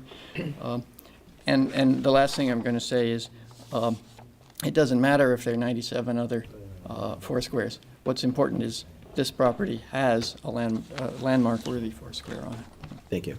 Thank you. And just for the record, because you made a comment about the owner's rights, we don't just immediately landmark any property. That's Right. not part. I know There has to be a series of hearings. Serious. So if this board goes to a process where it feels and determines that the house has come to, or is a prime candidate for designation, we immediately start a public hearing to do so, which gives the public the ability to speak, gives the applicant the ability to defend against, and it gives our historic consultant the ability to also chime in with his own investigation. And that takes us, it could be a series of 2, 3, 4, or 5 meetings, depending on how much testimony is being given at that particular time. And then at that point, this board makes this recommendation to do so. We've designated one property since I've been on the board. It was a voluntary designation, so it would be a little different than an involuntary process. but we've done one since I've been chair and on the board. Thank you. Thank you. Any other public comment? Thank you. I have no further. Board mem- Please. You're not speaking? Just one quick question to Mr. Studenroth. Just so that we're clear and on the record, are you suggesting that all those other houses, 97 or even more, that those are going to be landmarked as well? No, I would never make such a suggestion. So you're only saying one out of all of those four squares would be landmarked? Some of them are brand new. If you go through the report, there are 97 buildings cited. I did. Mhm. Your consultant, it either wasn't their issue or they were not aware of where the district boundary lines are for the 4 historic districts that we have here in the village. Mhm. The main one being the Southampton downtown. So in their map of where all these are located, and in their listing, alphabetical, street by street, there's no distinction given there as to whether or not any of those 4 squares are in the historic district. And beyond that, if they are, whether they're considered contributing within the district or not. The distinction being they had to have been surveyed in 1979, which gets me back to the old days. Because if they were not surveyed in 79, even if they end up falling within the boundaries of the district, they are not considered contributing within it. And therefore, they do not have any special status any more than they're before 1926 and therefore their interests, So that's why I'm saying this report is fascinating. It's incomplete. It does not make any recommendations with those findings, nor does it distinguish where any of these particular houses are with regard to the existing historic district. So lacking that kind of detail, there's no conclusion can be drawn. But perhaps narrowly to answer your question, that's not my suggestion. But in their estimation, there are 97 buildings which qualify as examples of that style, which presumably suggest that they might meet that threshold. So that's why I'm thinking, gee, it'd be an interesting project to look at all those. Well, yes, interesting, but That's not your job. That's- I'm saying you've presented that information. it's understood, but it is unfair to my client. We're not some part of social Well, that has no bearing. experiment. Again, I am 110% all about history. My father's a professor of philosophy who teaches Plato, Socrates, Aristotle. I've grown up with ancient statues, and history has always been, so I am really understood. Gotcha. Got Okay. it. My question was just, do you really think from a economic, or again, not economic, but logical sense, don't you think those Can we other, just make sure that we understand that That it's Zach not. is not a deciding Right. member of this Okay, board? got it. He is, Right. he is hired to do an evaluation Mhm. for this board because he is the professional in that field. Got it. We are the ones, and we are laymen in our experience in the in the historic structures in the village, in the hamlet of Southampton. Just not, I mean, we've gained a lot of knowledge over the years. However, this is the person whom we look forward to give guidance, just like we look forward to Bo to give us legal advice. He's not a deciding member, but he gives us the advice we need and make sure that we are complying with the operational responsibilities of the house, ARB. With that said, we have to lean towards his recommendation. We have to look at it, review it. We also have to look at the evidence that you've given us and take everything in consideration before making a decision. I don't think we're at that point now. We've heard a lot from Zach. We just got your report. And not tonight, I mean, with all due respect, we did submit a 13th. lot of it. Last week, that historic report was The put 9th. into the file. I had this, Ninth. was the 9th, okay. Stamp the 9th. And what is this on the 13th? That's your That's- inspection. that's Okay, so that's your hardship Right. attempt. But Go we to the did next phase. submit the historic report and the engineer's report last week, and pictures and Hearing the streetscapes information from Zach tonight and this evening, looking at your report now and taking consideration some of the information, I don't think, first of all, I don't think you as a applicant really wants to make a decision this evening. because if doing so, it may skew you in the wrong direction. It may not be in your favor. I think you need to give us the ability to really dissect everything that we've taken in this evening and come back at our next meeting with a little bit more of a clearer mind as it stands at 10:30 at night, hearing all of this information. None of us have a clear mind, clear Understood. thought. We've heard a lot of information for this evening. I think we need to have the opportunity to take this and dissect it. Board members, do you disagree? No, I I agree. agree. Agree. Can I just ask you one question? You can ask Is me there whatever any you like. other comments about the house itself? This We way I can- haven't I can- gotten to the house phase because we were still talking, and I understand your frustration. I don't think we're there yet because we still have to discuss the merits of the historical significance of the house as it currently appears. But in fairness, Because we start making decisions here, we take away from the true process for this application should have been done before even coming here. Again, not our, Didn't say it was your issue. Right. Didn't say it was your fault. Didn't say you did it deliberately. It was an oversight. But we can't continue to allow that oversight to continue on. Allow us to finish this process the proper way. right.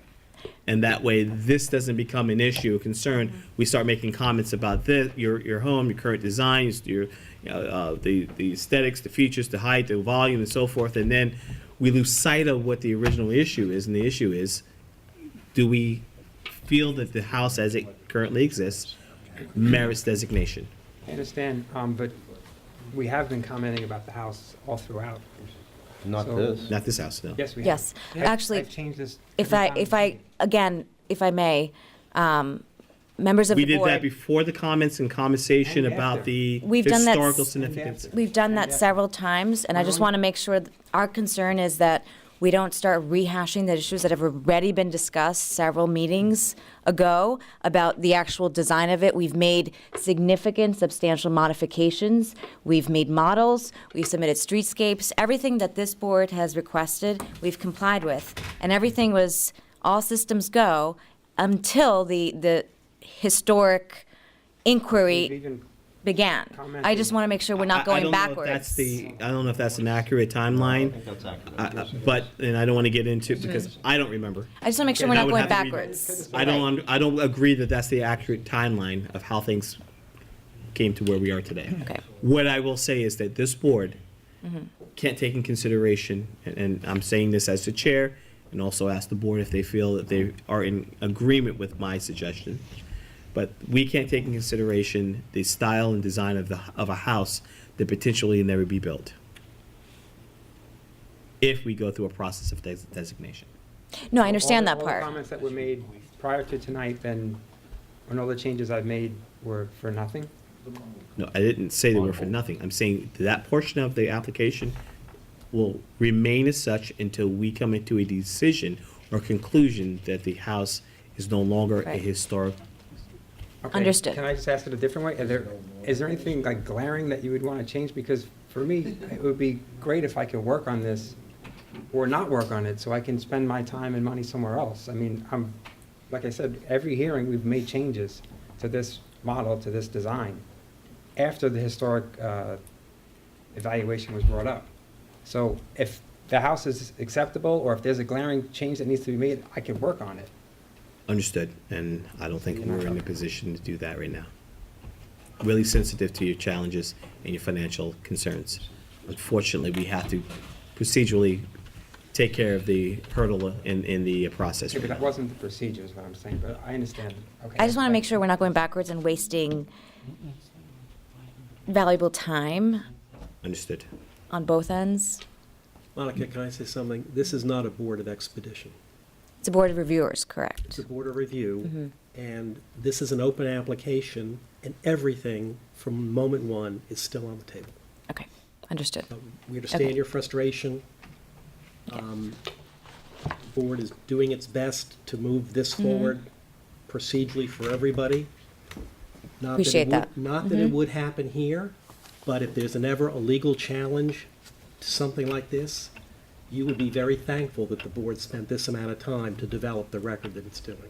And that goes both ways, for both opponents and Right. proponents. Right, and just so you understand why I have to do, We say understand certain that things you as want well. to say things on the record and all that, but that begets a response. Understood. And so all I can say is this board is doing its best.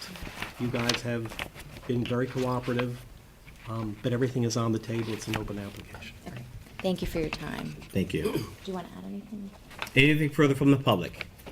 Board members, anything that I've said or anything you would like to add to what's been discussed this evening?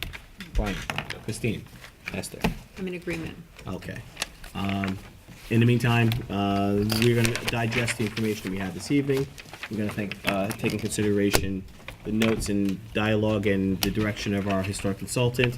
We'll come back with some type of, I can't promise, but we'll say next meeting, we'll come back with dialogue as to some of the challenges, issues, or concerns, or questions we may have at our next meeting.